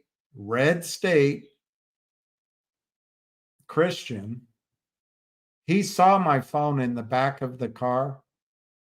And even though it cost him 45 minutes where he could have been making money, he turned around, drove to the airport, and saw me standing at the ticket counter or sitting just next to it and brought my phone to me.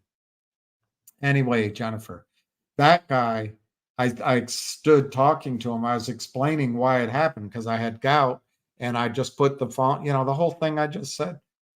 He told me, he's a big guy. He told me he used to get gout. But the one thing he cut out of his diet, and he's never had gout again, and I didn't want to break his heart because I think he'll get it again. He cut out high fructose corn syrup. High fructose corn syrup. High fructose corn syrup. I think that gives you gout too. And I think eating, possibly eating some, the sugars and the fruits might do it. Yeah, send it to me, Jennifer. Send it to me.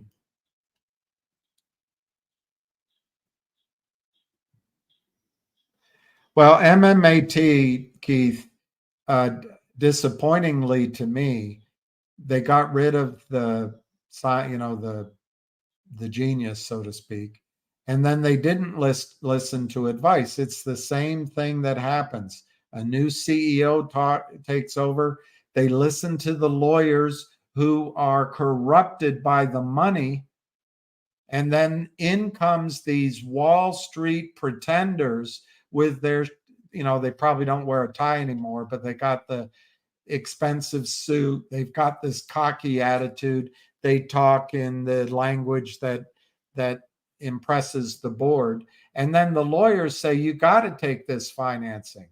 But people did call, Keith, I know this for a fact, into the board that had the right that had the information, said, do not do that financing or you will destroy the company. Well, the board said, oh, you're crazy. You're crazy. We've got to listen to our lawyers. Our lawyers are talking to the lawyers of the hedge fund, and they tell us this is the way to go. And our lawyers are saying that we could get sued if we don't do this financing because the company has to survive. And they don't sit down and study the document. And I was just hard on Adina Friedman, but these are men mostly on the board and men that take over the company. They don't even sit down and study the effing document. It's as obvious as you could be. It's just your emotions are telling you, I got to take this financing. It's going to solve everything. I can't. And the liars from the hedge fund are telling me they're going to be there in the future to help me out. And I won't have to go out raising money anymore. And we get to fund a whole year's worth of CapEx right now. But then if they read the document, instead of reading it with testosterone, they can read it with their brains. It says right there what's going to happen. The formula are right there. Ronald Reagan said, trust but verify. Don't trust these liars from Wall Street. But anyway, Keith, MMAT signed the toxic convertible above market warrant, whatever the lie is. They signed that financing and it destroyed. What does it destroy? the per share value of whatever's happening.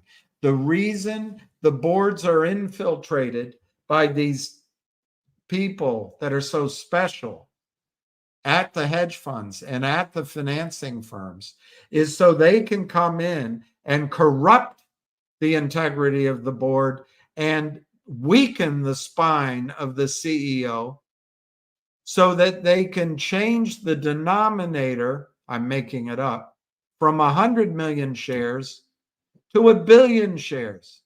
So even if MMAT grabs the golden goose, the net effect is 1/10 of what it could have been on a per share basis. And the criminals can handle that. But under Adina Friedman's markets, they just have to sell into existence stock that doesn't exist. And that's what Adina Friedman allows, or she's a complete idiot. Either way, she shouldn't be in the job. Either way. She's either got a racketeering conflict of interest purchased and paid for, or she's a bloody idiot. And I don't know which one she'd rather be known as. MMAT had half the shorts before the fraud traded. Yeah, I think, I don't know the numbers, but I know for a fact that Torchlight got crushed by short sellers. At that time, I was traveling between London and DC, spending a lot of time, I guess thinking I was more than a complete idiot and a washed up loser.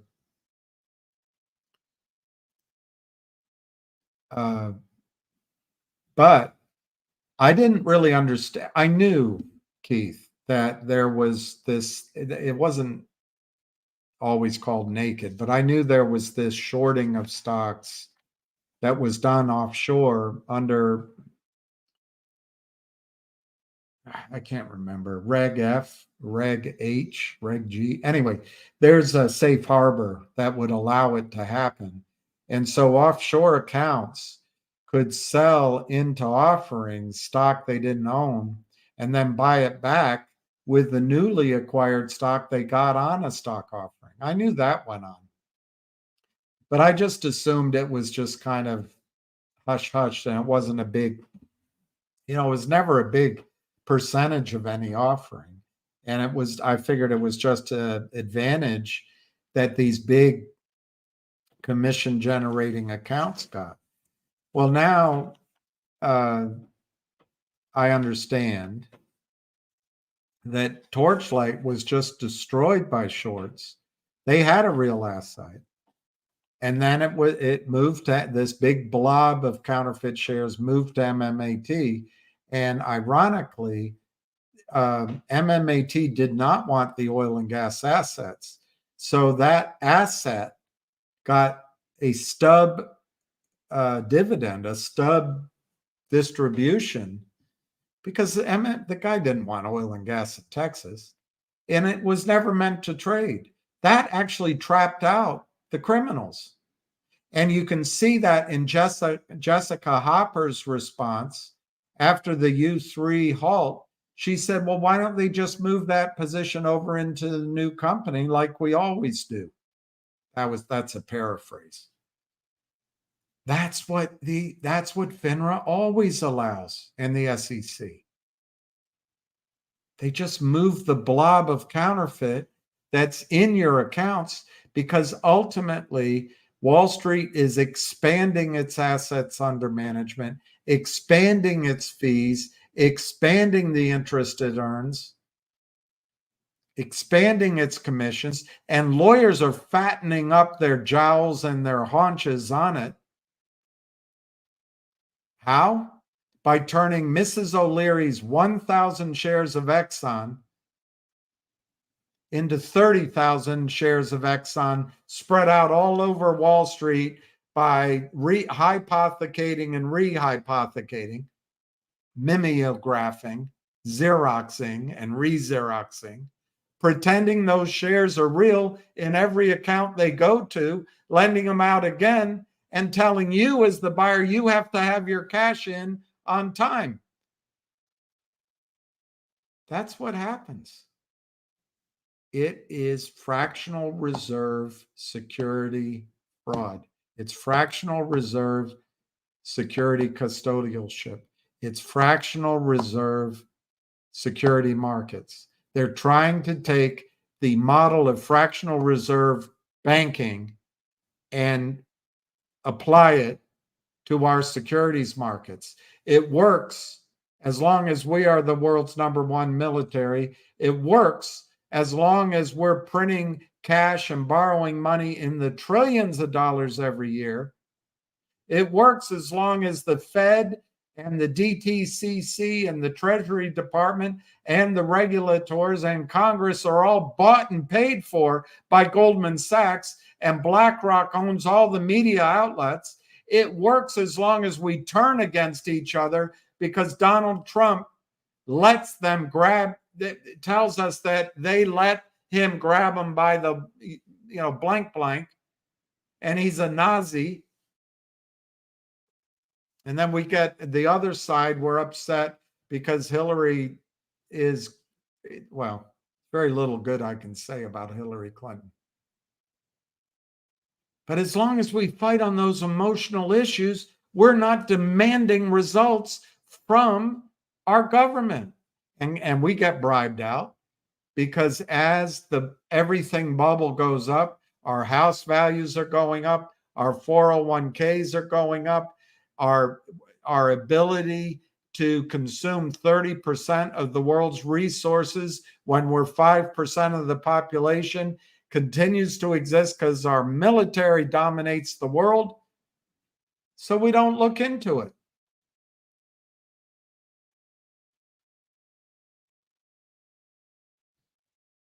I don't know. We've got to stop.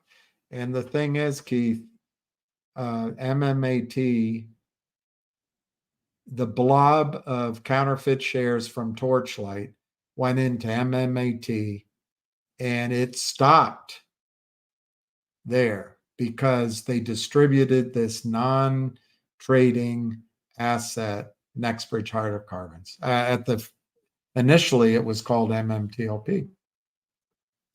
So what did the shorts do? They fraudulently created a trading vehicle for MMTLP.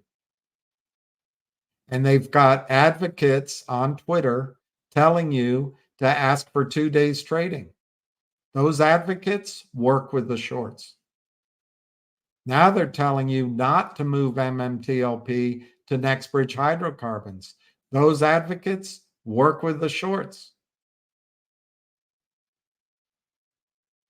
This is so big and the money's so large, you can't trust anybody. Anybody. And I trust myself because I know myself, but you don't know me. You probably can't trust me. But I would say there's, a dozen people I trust in this fight for sure. And then there's many more I conditionally trust. But those people on Twitter that are telling you not to move your shares to Nexbridge, that you have more options by staying in MMTLP, they work for the shorts. And they're probably paid for very nicely by the shorts. They may be trapped in the short positions themselves.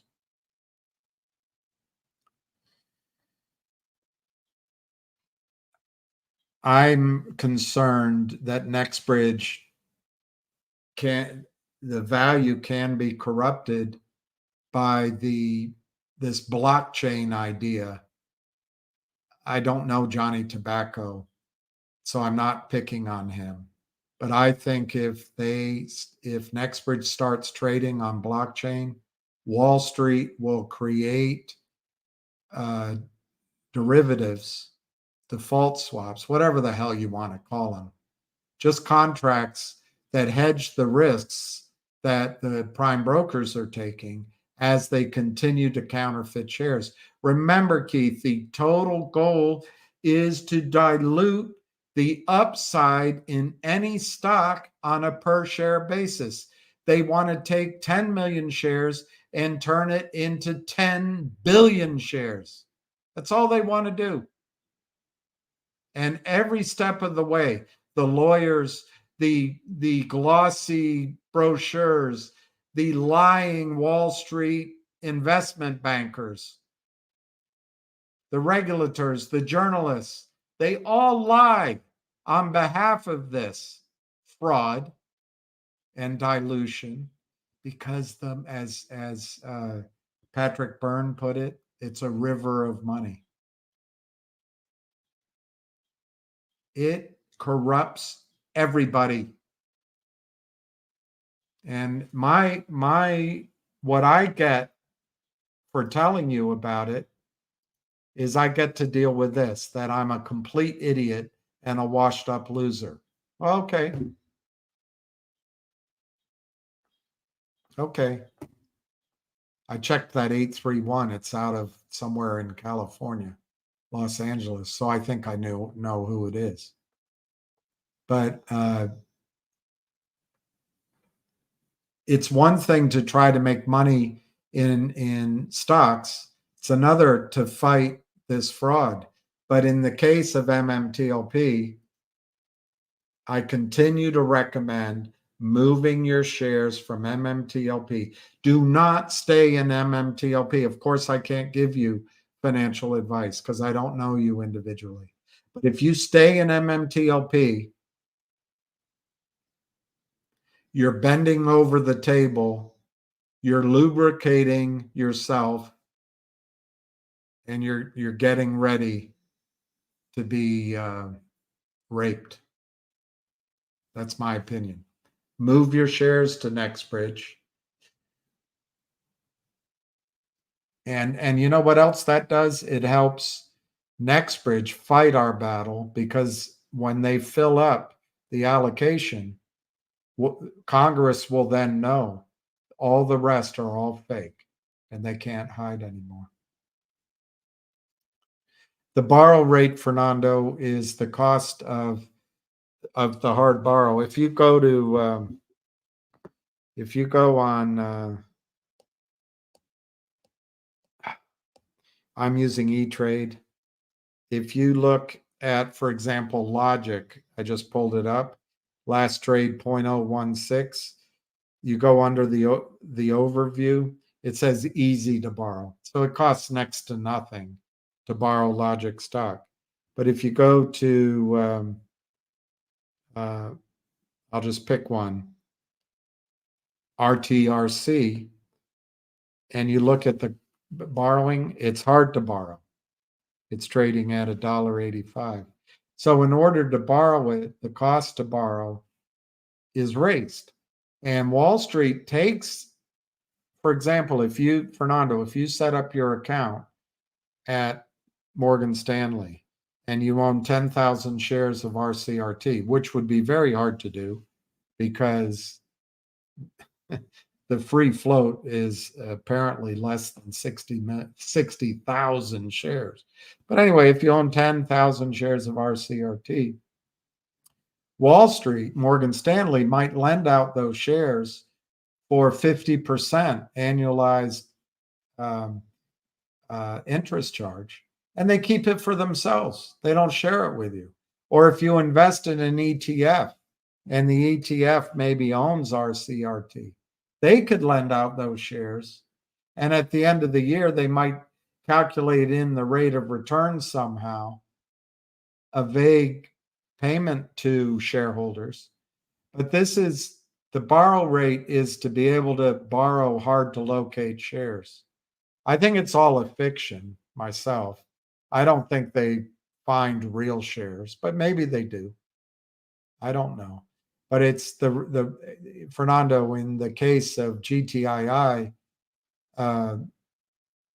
2 Octobers ago, Fidelity was paying 1,000% of the market value of GTII to borrow shares. That was the borrow rate, 1,000%. I think we were in the middle of a squeeze.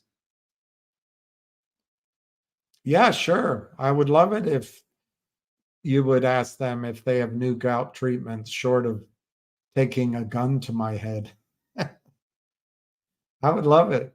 I would love it. I think it's drink a lot of water, you know, not be stressed. Yeah, I'm going to try to enjoy the weekend. Good for you, Montan. You're up on GDC. Good for, I hope it keeps going. Lake pond fish. That's a nice fish. You picked them out of the thousands. My pet halibut. You have a pet halibut named Eric? Yes, I picked him out of the thousands. The rest were all too flat. Can a bee be said to half be or half not a bee if it's just half a bee due to some ancient injury? Eric the half a bee. Somebody, Sidney Norman, had a whole menagerie of animals named something. You have a cat named Eric. I'm here to buy a fish license. It's not easy being cheesy. That's it, Chester the cheetah.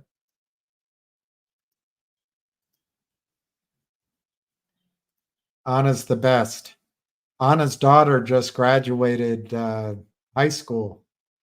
Very proud day for both of them, for the whole family. It's fantastic. It's fantastic.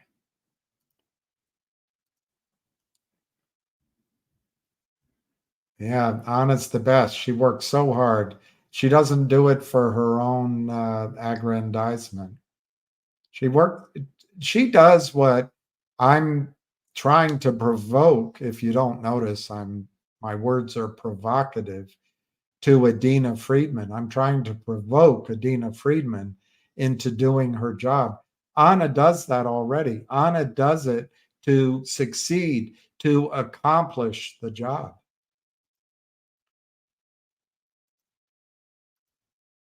Tuesday squeeze could be. Lion thing, you're free again. Who could run? Da, da, da, da. I really think it's a couple of things, DBMMMM. I think it's the processed red meats that are inflammatory. But I also think someone who eats red meats does other things. Like, for example, you go to McDonald's, you get a large Coke with high fructose syrup, or you go to a steakhouse and you have sugar as dessert and you drink a bottle of wine. I think it's the associated behaviors that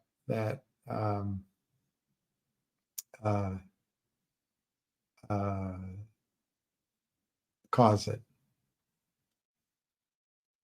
Well, I think you're right. A lot of the vegetables that you eat, like asparagus, for example, cause gout, and I know it for a fact.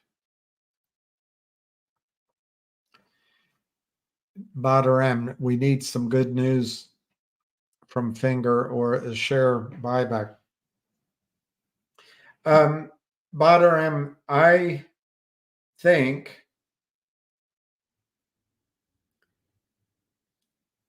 I guess I react a couple ways. One, if you're so anxious day by day by day by day on Finger,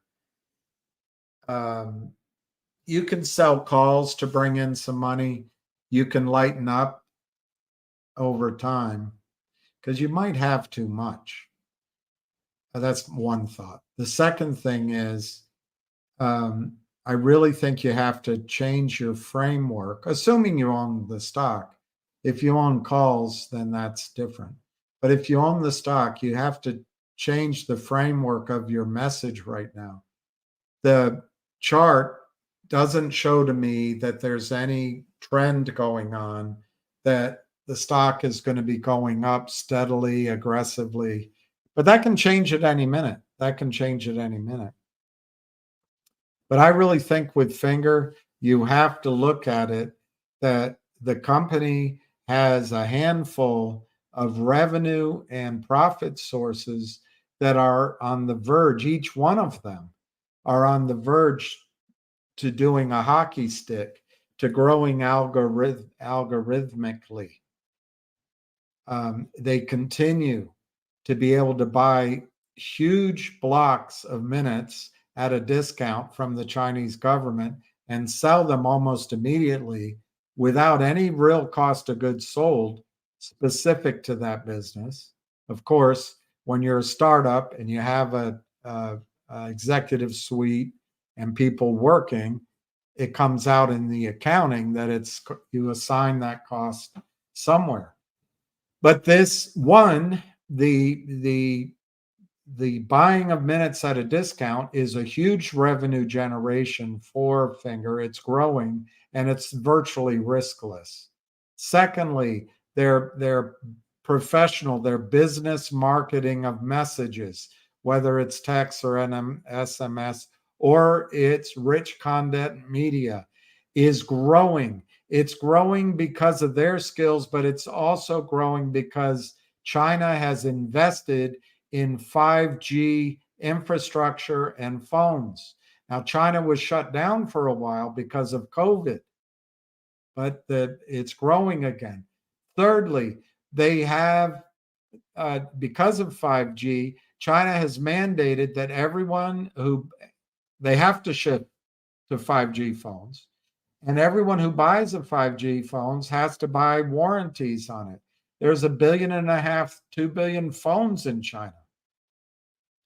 Doesn't take much imagination to see that Finger has a huge market penetration value proposition ahead of itself. But they're going to make 25% of that insurance, that warranty cost annually. And that's ramping up. What slowed it down? The insurance company has to build the kiosks and the mobile trucks and etc. so that the phones can be worked on. But that's happening province by province. The company has acquired Southeast Asia's Netflix. They're bringing that into China. That's movies, for example, on the phone and on laptops. And as 5G grows province by province, that's going to be a revenue source. The company has the application for 450 users to buy electricity for electric vehicles using your phone. Again, massive upgrowth there. They have the data Sapientus business growing. They were, I don't know where they are now. It might be third stage, but they were in the second stage of the laboratories and the scientists to take the data gleaned from phone usage and spying, to take that data and apply it with the scientists from mathematicians from MetLife and Pacific Re, and finally monetize that. I think that's going to start showing up in the third quarter, our third quarter, in Finger Motion's second quarter this year. That business is so huge. You're in a virgin market, even though it's the world's largest economic market. It's a virgin market nearly for life insurance, home insurance, fire insurance, motorcycle insurance, boat insurance, pet insurance, home health care insurance. And I'm sure I'm leaving something out. This is all going to be monetized. And you're going to start seeing it over the next months. It's huge. Once it starts, it's a flood of money, and it's more importantly, analysts are going to be able to extrapolate, to discount the present value of those revenue streams. There's rumors, you still have Univest out there with their $300 million shelf registration. It's Fingers shelf registration. Haven't heard anything. It's 9-10 months ago. But there's rumors of acquisitions or other big transactions. All you need, Badar, all you need is thinking. Snow, a data collection company, trades for $50 billion with a B. What could happen in China when the niceties of privacy and government are more blurred? Although I think that's mostly a lie we tell ourselves. But what could big data do? Could it be used to prevent the next Tiananmen Square? To prevent an invasion of the Mongol hordes like happened hundreds of years ago? I don't know. My point is, Badr, contracts can come, maybe from the Chinese military, maybe from the Chinese police departments. You don't know. So if you're worried that you need good news now, where is it now, Mommy? Are we there yet? How much longer, Mommy? Are we there yet? Come on, Mommy. We've been in the car for so long. How much longer? It's only a couple more. You said that an hour ago. How much longer? If that's your need, that's what you're feeling about Finger, you own too much of it. Just get out of it. Take some money off the table. Even if you have losses, just get out of it. But if you can understand what I've just described, and Benchmark put out a research report June 22nd, 2023, Fong Yang and Long Lin wrote a report with a buy rating with a price target of $5 a share. Mobile top-up business. Imminent commercialization of value-added services and big data. That's a year ago. Highly leveraged model promises substantial earnings power ahead. Earnings power ahead.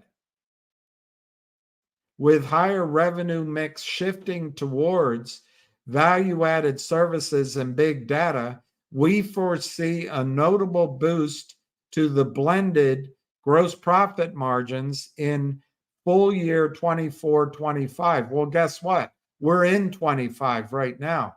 4-finger motion. We're in 25. We view these events as potential re-rating catalysts.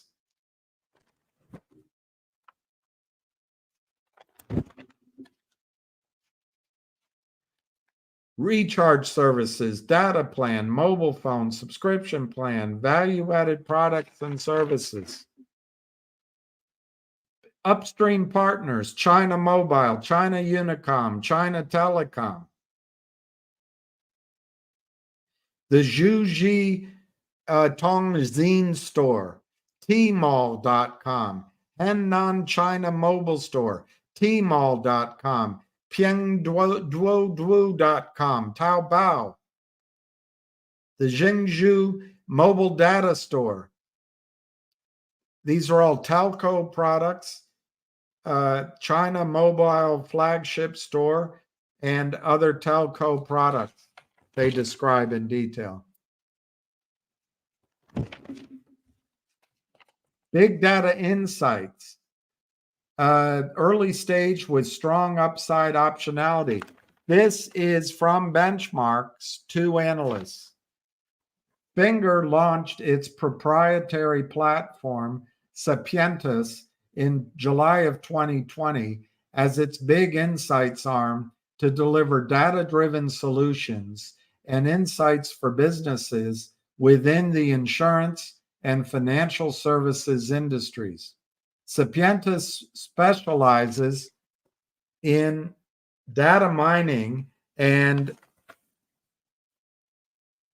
insights extraction by transforming raw telco data into basic building blocks, statistical measures, and behavioral inferences, while layering in auxiliary contextual information to extract behavioral insights and power and to be able to power intelligent applications. The company's proprietary risk assessment engine offers standard and customized scoring and appraisal services based on multidimensional factors enabled by extensive data coverage through exclusive telco partnerships. Who matter? Who are the telco partnerships? China Mobile, China Unicom, and China Telecom, and China Telewoman. It's a joke. Don't get mad. Don't get mad. The Finger augments and shares value through its partners through various big data enabled applications, including preferred risk selection, precision marketing, product customization, and claims management. For example, fraud detection. In the first half of 22, Finger secured a contract with Pacific Life Re, a global life reinsurance company, to develop a holistic, multifaceted risk rating concept by drawing data from novel sources and filtering them through algorithms with the ultimate goal to apply new insights generated from its predictive model to the traditional insurance industry. Remember, the traditional insurance industry in China is virgin. It's just a borning. In the United States, it's mature. And China is the second the second highest population in the world, and arguably the world's biggest economy.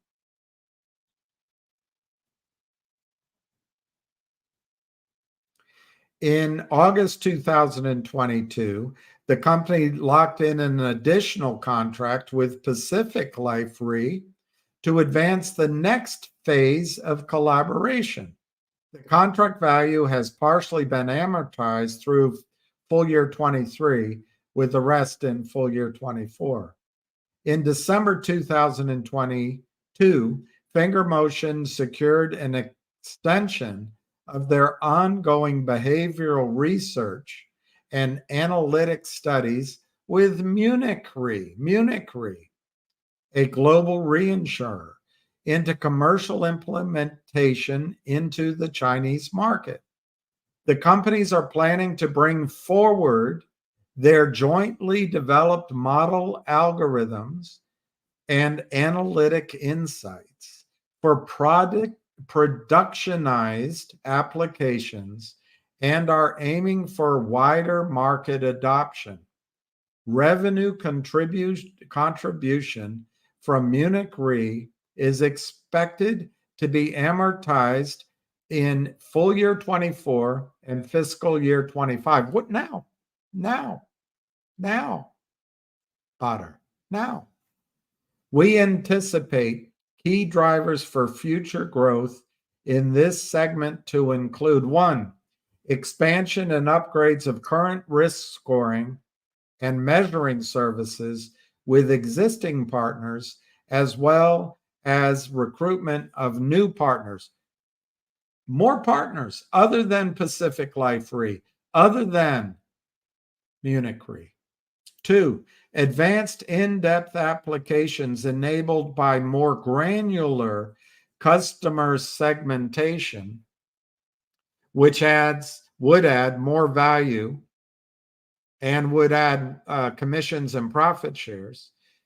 And 3, expansion of services beyond insurance applications. For example, Finger's generalized rating system can help conduct smart underwriting for financial loans, or can be used to chart consumer behaviors and risk propensities to inform e-commerce business decisions. The company's platform can be used as a standalone, as an independent rating tool, as well as it being offered as part of an integrated system, joining forces with various ecosystem partners on data access, customer relationships, advanced analytics, product and service capabilities. Potter, if that puts you to sleep, just think of Snow, S-N-O-W, Snowflake. 51 billion market cap doing just that, just what that paragraph just described.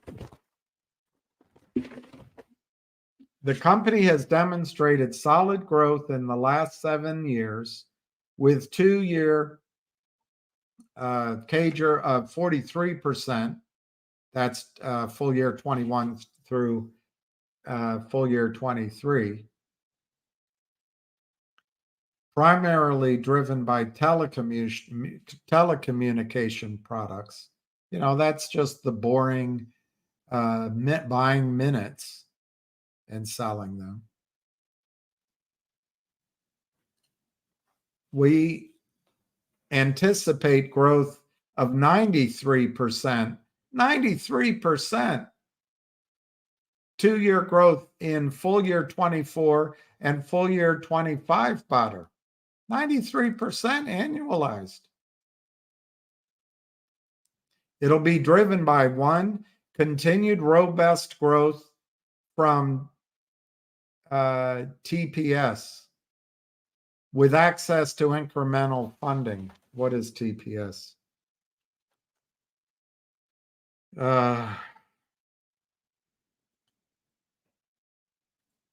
Well, anyway, let me skip over that rather than looking it up. 2, net incremental contribution from value-added services as the company ramps up its mobile device protection programs, ramps it up.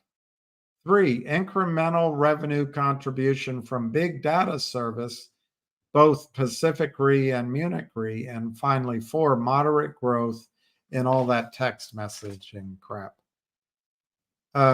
More importantly, so they show strong revenue growth driven by TPS, TPS is telecommunications products and services, and value-added services and big data.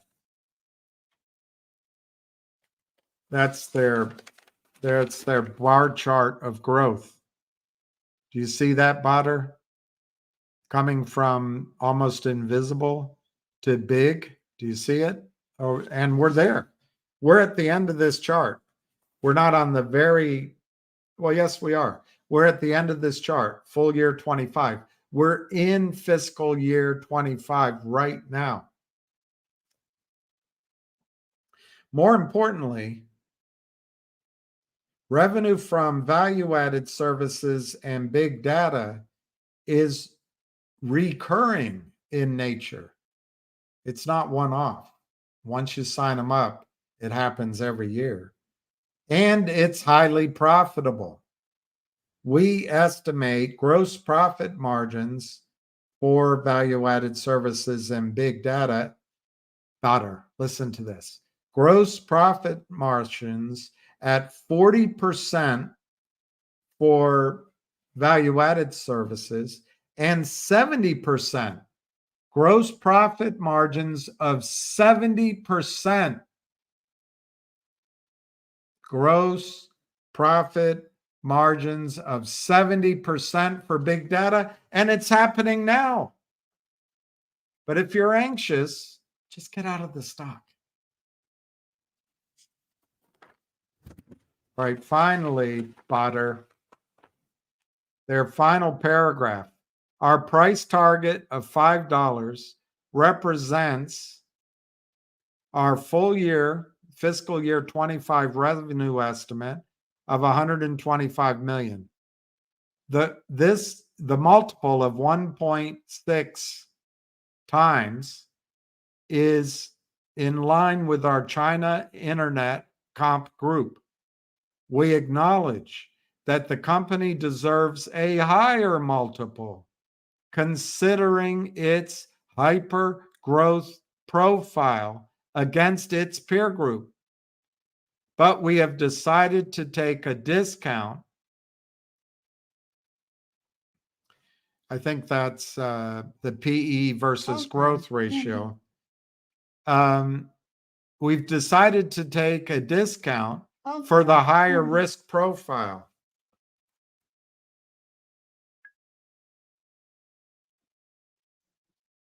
Just hang on just let me finish this sentence. We've taken a discount to its higher risk profile, especially the execution risk. But that was last year as an early stage. As the company proves its track record on execution and shows a healthy revenue mix from higher quality segments, that's the value-added systems at 40% profit and big data at 70% profit margins, we are expecting a meaningful re-rating opportunity.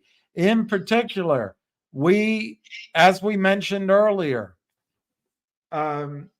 Finger is expected to break even in fourth quarter 24. We just went through that. That was last quarter, and turn profitable in fiscal year 25. We're in that right now, Badr. This is from benchmark. It's going to turn profitable in full year 25. We view these events as potential catalysts for the stock. So anyway, Badr, if you're nervous, you own too much. If you can't adjust your thinking to this extremely exciting growth story, I don't know what to tell you. I would not be antsy day by day by day in Finger. It's going to work as long as you're willing to put in the time. All right, Ham, I'm done. I just wanted to say T+1 starts next week. And I was looking at the options in Finger Motion, and I was thinking, during my crazy days, to get bullish, just giving you, I would sell the 3 puts, all right, to open, meaning that I'm betting that the stock is going to go up and those puts are going to go to zero. Is that for next Friday or is that today? I think they were 40 cents. I know, but which day? What's the expiry? Today? I don't know. Next week. Next week. Okay. All right. I'm not even saying I would even go out a little further. Sell the puts. The stock is $3. The most you can lose is $2.60 because you're getting in 40 cents back, right? Right. The stock is not going to zero, in my belief. And some people used to do. We used to watch my friends do it. They sell the puts to open like that, and take the money, the 40 cents, to go long, buy more calls with the money. And they get twice as long. That's just a crazy strategy that I was looking at it before. And that's what I really called back to tell you. I was looking at it. It's a great idea. That was a strategy to get double long. And I used to see guys do that all the time. Sell the puts, they get the money, take the money, and buy the calls. Sounds like steroids. It's getting long on steroids is what it is. That is correct. Because the puts we expect to go to zero. So that money, you keep that money and you're you're using that money to bet the longs. That was just a crazy thing that I watch guys do. I'm not advising you to do that, but I'm just saying that you can do that. these are many little things and options that people do. Professional traders, that's what they do. Next week is T+1. That's what someone texted it to me. I wanted to make sure you guys know. Is that really going to change anything? It could, I guess. Every little bit helps. Listen, my opinion on this whole thing is the SEC is turning the screws slowly. They need to get the money back into the U.S. The money's all MIA. They don't want these guys running away and going belly up. That's interesting. And I've always said, if they shut it in one day, you'll have 3,000 GameStops at the same time, right? Yeah. This way, they're doing it. They're doing it slowly, grinding people to the shorts to come in and buy back. Now, in some cases, the shorts are so extreme, it's going to be a bloody mess. That's true. But let's say a stock like Lumber Liquidator, LL. If there's a big short in here, maybe they've been buying it back for the last 4 months. Maybe they were doing it in Kodak. I don't know. You follow me? I don't know. They could be closing accounts in a lot of different stocks that we don't know. All right? But they know there's going to be hedge funds that are going to decay, don't know, walk away, and go bankrupt. They know that. That's what the problem is. So they're trying to turn the screws slowly so that the prime brokers can grab the money back from these guys, still thinking they can win, but slowly they're taking the money back into their hands. That's what I believe is going on. And I do think that T1 is going to help. I do think the CAT system is going to help. I think it's basically putting pressure on the shorts to say, hey, no matter what you say, we have to end this. So you got to start covering. That's what I think is happening. And that's it. And I was just outside punching around and I thought of it. And I wanted to tell you, I didn't know you were still on. But it's beautiful out, William. Take the dog, go for a walk. It's beautiful while it's here. We waited all winter for a day like this. You know, I'm outside tanning my Mick Jagger body here. And that's what I'm doing. Well, you can wear a wig and no one will know the difference. So apparently T-Low is hitting new highs. Let me see. That to me, that's still amazing what they do there. T-Low is, it's trading above its various 660. Unbelievable. Yeah, you're right, Travis. I think T-Low's doing something good. We'll see.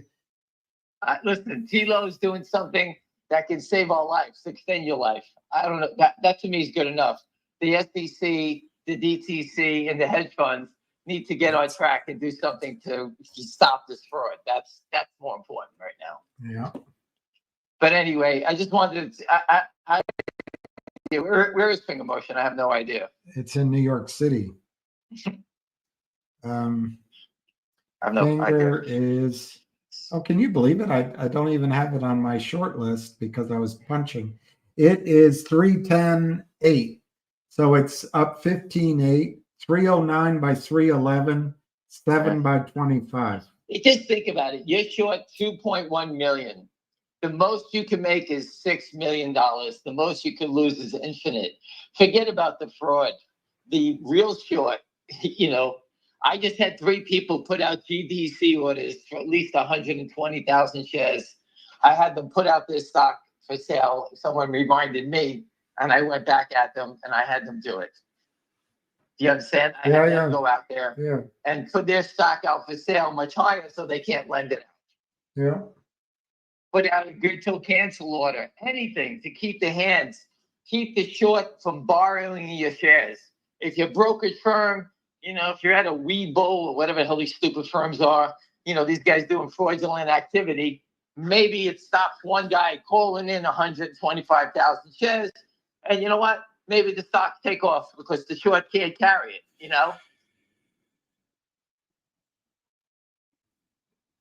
Things like that. So it's actually showing a little life. The one that you and your daughter own is okay. It's just under $1. Listen, if you ever wanted to see fraud, what's the big deal if a stock goes above $1? They want to get it delisted. Why? What's the big deal?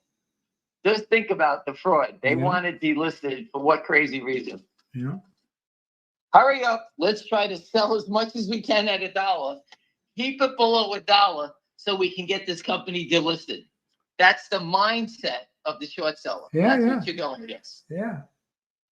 So NVIDIA is making new high. Oh no, the high end that is 1,061, but it's 1,059 right now. Right. They Well, lowered remember, they're going to split this. They're going to split the stock, and you know what the reason they split the stock? So more people can afford to buy it. So if you're short, I forgot what the ratio was on the split, but whatever it is, you're going to be short more of a stock that retail Well, can buy. there's a momentum to it because people go in dividend reinvestment plans, or it's in their managed accounts and they reinvest, or it's in the ETFs or market funds that reinvest. So there's a certain momentum that happens. But I don't know, at some point, I think it'll go higher, but at some point when the market gives up the ghost, you don't want to be the person at the party. I don't know. It could, Listen, if you could go up another 50%. If you made a fortune in it, you know what? Listen, again, unless you think it's going to go forever. Listen, it started to run this year, correct? Yeah. Where was it all the other years? Right? There was nothing. So sometimes they have their run, then they go back to do. Listen, I don't know anything about NVIDIA. God bless you. I hope you make a fortune in it. You make your own decision. Listen, if you're up 40, 50% in the stock, what are you looking for? Another 2%, 3%? Secure what you have, move on, go find some other stock. If you found NVIDIA, you could find something else, right? T-Lo is appearing on Bloomberg TV tomorrow. All right. The Street is going to interview the CEO. Wow. What's he going to say? Oh, we're trying to work on something that can make your life extend 1/2 hour. That's what they're going to say? What are they saying? Who doesn't want to interview a company that can potentially keep you alive longer? Go tell it to the people on their deathbed. Hey, you got a week to go, but this drug can make you live another year. How many people are going to take it? I'm just telling you the obvious. There's nothing more I can tell you. That's it. That's all I know. Go tell it to the people that are dying. They don't care. What's his name? Michael Strahan's daughter's got terrible brain cancer. Northwest Bio is working on brain cancer. Maybe it could have saved her. But no, it's a 43-cent stock, and they're killing it. Maybe that company has a cure. Many people think they do. But no, kill them. They don't care. You don't think Michael Strahan would do anything to save his daughter? Sure. CVM, head and neck cancer. I told you my friend had it. They don't care. $1.23 doesn't make a difference. Netflix showing movies. It's $670 up 11. Costco selling 800-pound blocks of cheese. It's up. Who the hell knows where it is these days? $810 up $14. You know why it's up $14? Because it's going to do a forward split. They're all going to do the same thing, William. We talked about this a long time ago. Well, Charlie Munger loved Costco. It's his biggest position.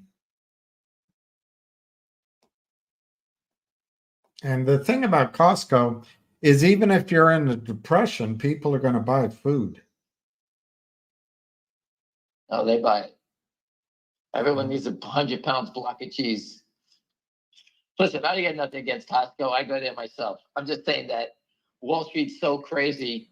They reward companies that do that, make a movie. They love it.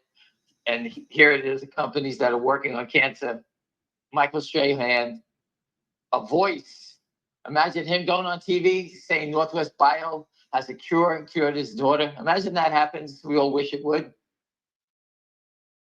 All down because it's a 45-cent stock because of what? A hedge fund trying to make some money. That's all it is. Oh, we could sell 1 million shares at 60 cents and buy it back at 40 cents. That's all they're trying to do. I can't argue this anymore until I'm blue. I tried to tell you, I can't save every company here. All I know is death is coming on everyone's doorstep. there's companies out here that can save you, and Wall Street doesn't give a shit about you or your family, your children, or anything. And that's what the fight is about. So for the big mouths that sit here thinking that I'm here to make you money, I'm here to tell you I'm here to try to save your life. That's more important to me. I hope you make money. I hope I make money. But I have children, I have grandchildren. I want their lives to be someday saved by a company. God forbid they need it. And everyone's going to need it. So for those who open their mouth and say shit, go fuck yourself. Happy weekend. I hope you fucking drop dead. Oh. Anyway, well, you glad you called me back? I called you. I forgot. I hope fucking that gets you. It seems like you didn't play racquetball today. Pickleball. Yes, I did. Anyway, listen, you got me. I read the story on Michael Strahan's daughter. It's terrible. She's 20 years old. The guy has everything in the world. He's a star, a football player. He did everything. And he can't save his daughter. And there's small companies that maybe could, who knows, give some hope. But no, Wall Street said, fuck you. That's right. And that gets me riled up. What can I say? What else it can should I say? get you riled up. I got nothing to do with those companies. So for the jerk-offs that call you up and say, oh, we talked about other companies, I'm talking about it because it can save your life, not that it can invest. If you want me to help you make money, give me your fucking money and I'll trade it for you and I'll make your money. You pay me 50% of it. How's that one, big mouths? That's how you make money on Wall Street. Go find someone who knows how to do it for you. But don't fucking tell me you don't know what you're doing with life. You hit the button, you buy what you do. I'm not hitting your computer button. I'm not calling your broker, so don't blame us. Anyway, William, have a great day. Sorry, I was calling about T1. I was just walking around thinking, I said, let me call William about T1. Someone said it starts next week. Finger motion, the earnings are coming out. Who the hell knows? I think we said Tuesday. And these idiots that are short, I hope they roast to death. And that's how I feel. Anyway, listen, William, thank you. Go take Always appreciated. It's beautiful outside. Go outside. I'll speak to you later, everybody. Bye. Call ended. All right, Chuck, I'll answer your question in a second here. My computer's very slow. My computer is very slow. So while I wait for my computer, I'll be right back.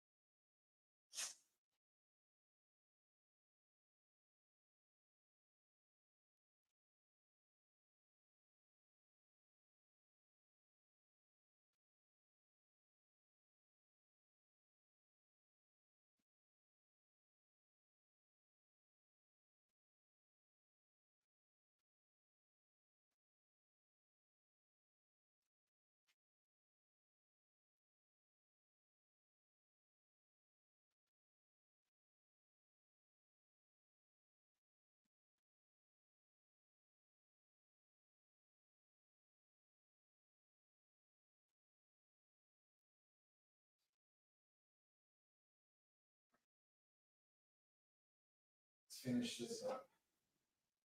We can go outside after. Oh, you didn't eat? How come you're not eating? How come you're not eating? All right, let me see.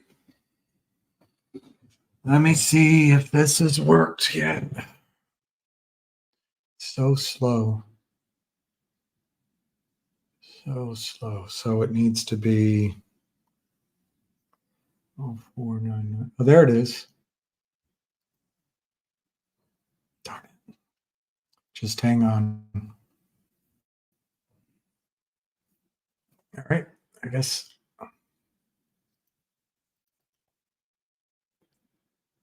There we go. All right. All right. Now can I open it?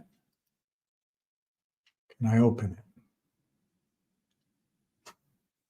Very slow.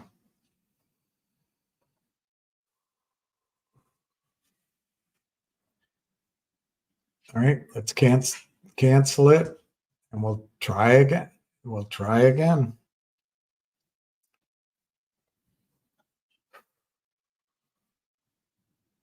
I'm sorry, my equipment is quite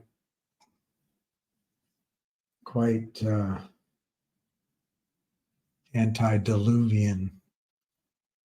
Whatever you do, don't mention the war.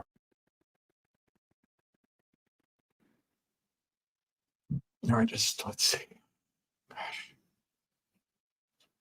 It hardly seems worth it to answer this question, but hopefully I'll be able to. Sorry, it's the spinning wheel of death. The Apple spinning wheel of death.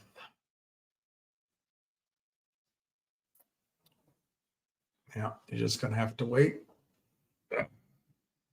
Okay, let's see. No.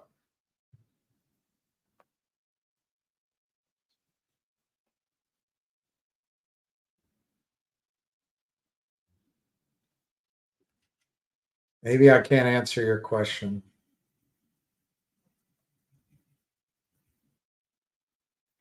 Doesn't look like I'm going to be able to.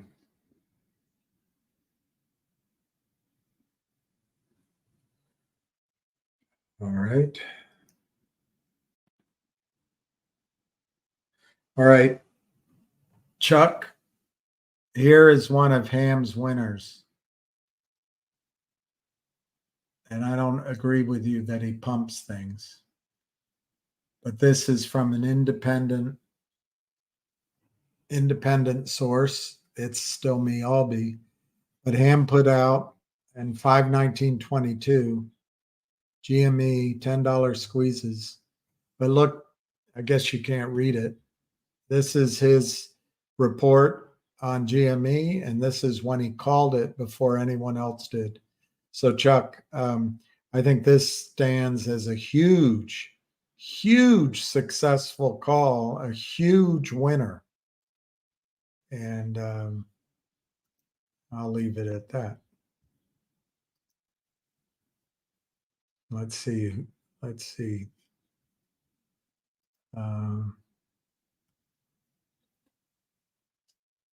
Oh, yeah, I remember the LL squeeze. I didn't make any money in it, but I remember it. Nunez right. Yeah, T1 isn't going to do anything, I don't think. Nunez right. Tomatoes are awful. Particularly Nunez, and I eat a lot of Italian. You might have nailed it. It's in the sauces that you buy at the store. Arthritis percent. Oh, cow. Nunez right.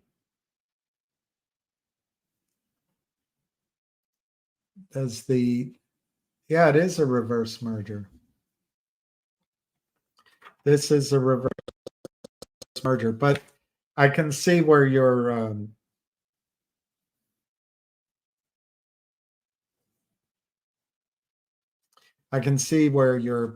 question comes because of how they worded it, but this is a reverse merger.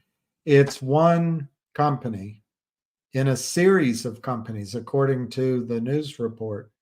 This acquisition, valued at $100 million, marks a significant milestone for Logic as it diversifies into the burgeoning biotech sector.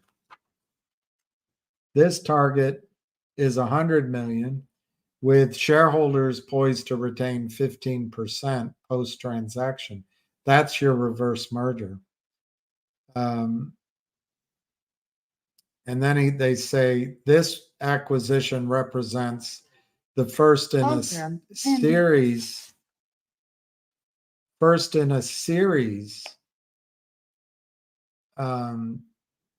of these acquisitions, targeting a cumulative value exceeding 750 million.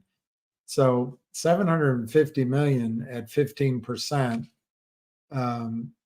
gives a 45-cent value, and the stock's trading at 1.5 pennies. It's all fraud. But if you adjust, they also are doing a reverse split that everybody already voted on into this. So once that occurs, it'll be a $22 stock, $22.50. But that doesn't mean you have to adjust it for that split. It works out to 45 cents a share right now.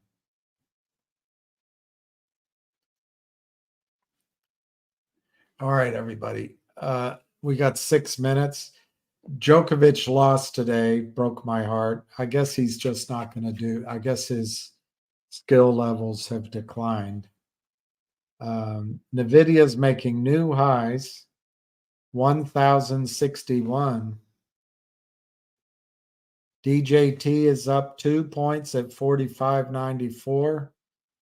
Even Logic is up. Is it because we talked about it? Or is it because the logic of the fact that it's worth 6 cents a share right now is just too clear to understand? I think it has more to do with they're just, like I tried to show, they're moving profits to their friends and taking the risk to fake LLCs. GDC is over 1. The one I can't say, Finger is 311. The one I can't say is actually in the red a little bit, but I don't think it'll be left behind.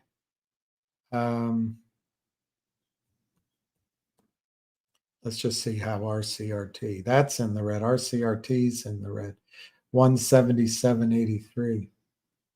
So we got 4 minutes to go. I'll sit and see if there's any comments. Otherwise, I did get the gold project out to everybody. I think I'm going to follow up on that tonight.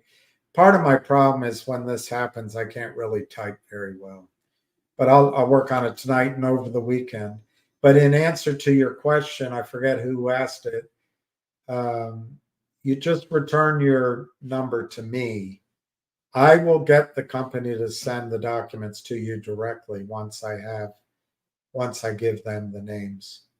We're not behind per se because the documents they wrote contemplate a June date, but I feel the necessity to try to, if you're interested, I'm not pressing anybody.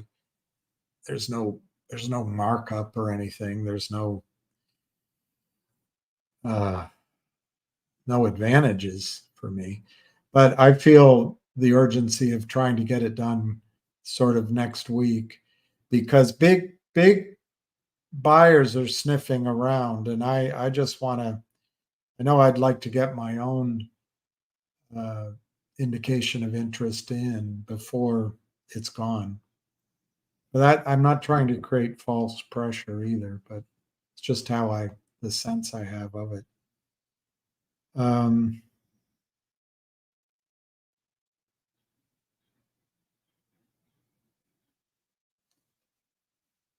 Oh, RCRT's turning green, 184 with 2 minutes to go. Oh, wow. A cyber attack hit. I'm not going to talk about it on YouTube, but there's some speculation about other things.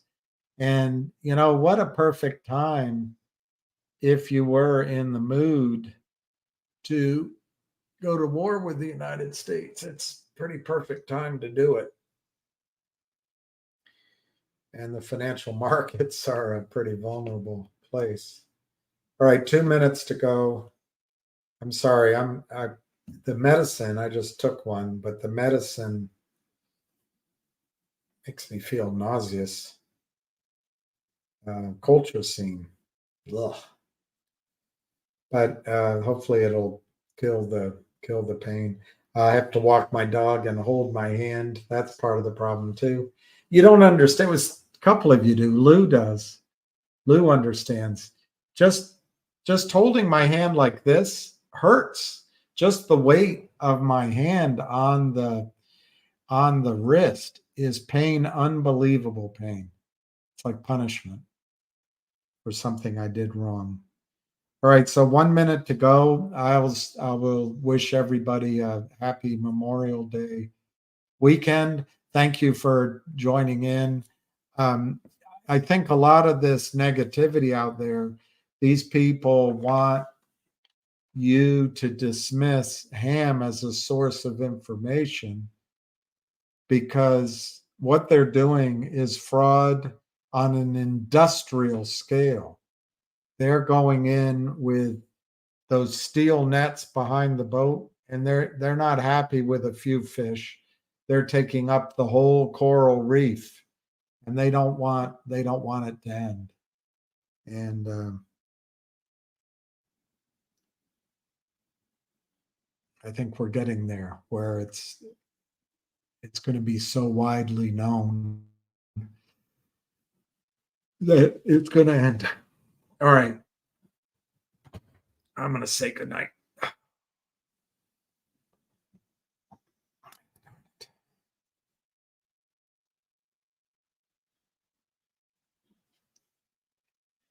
All right. I'm going to say goodnight and leave it there. Thank you to everybody. I wish everyone love, peace, and happiness and puppies.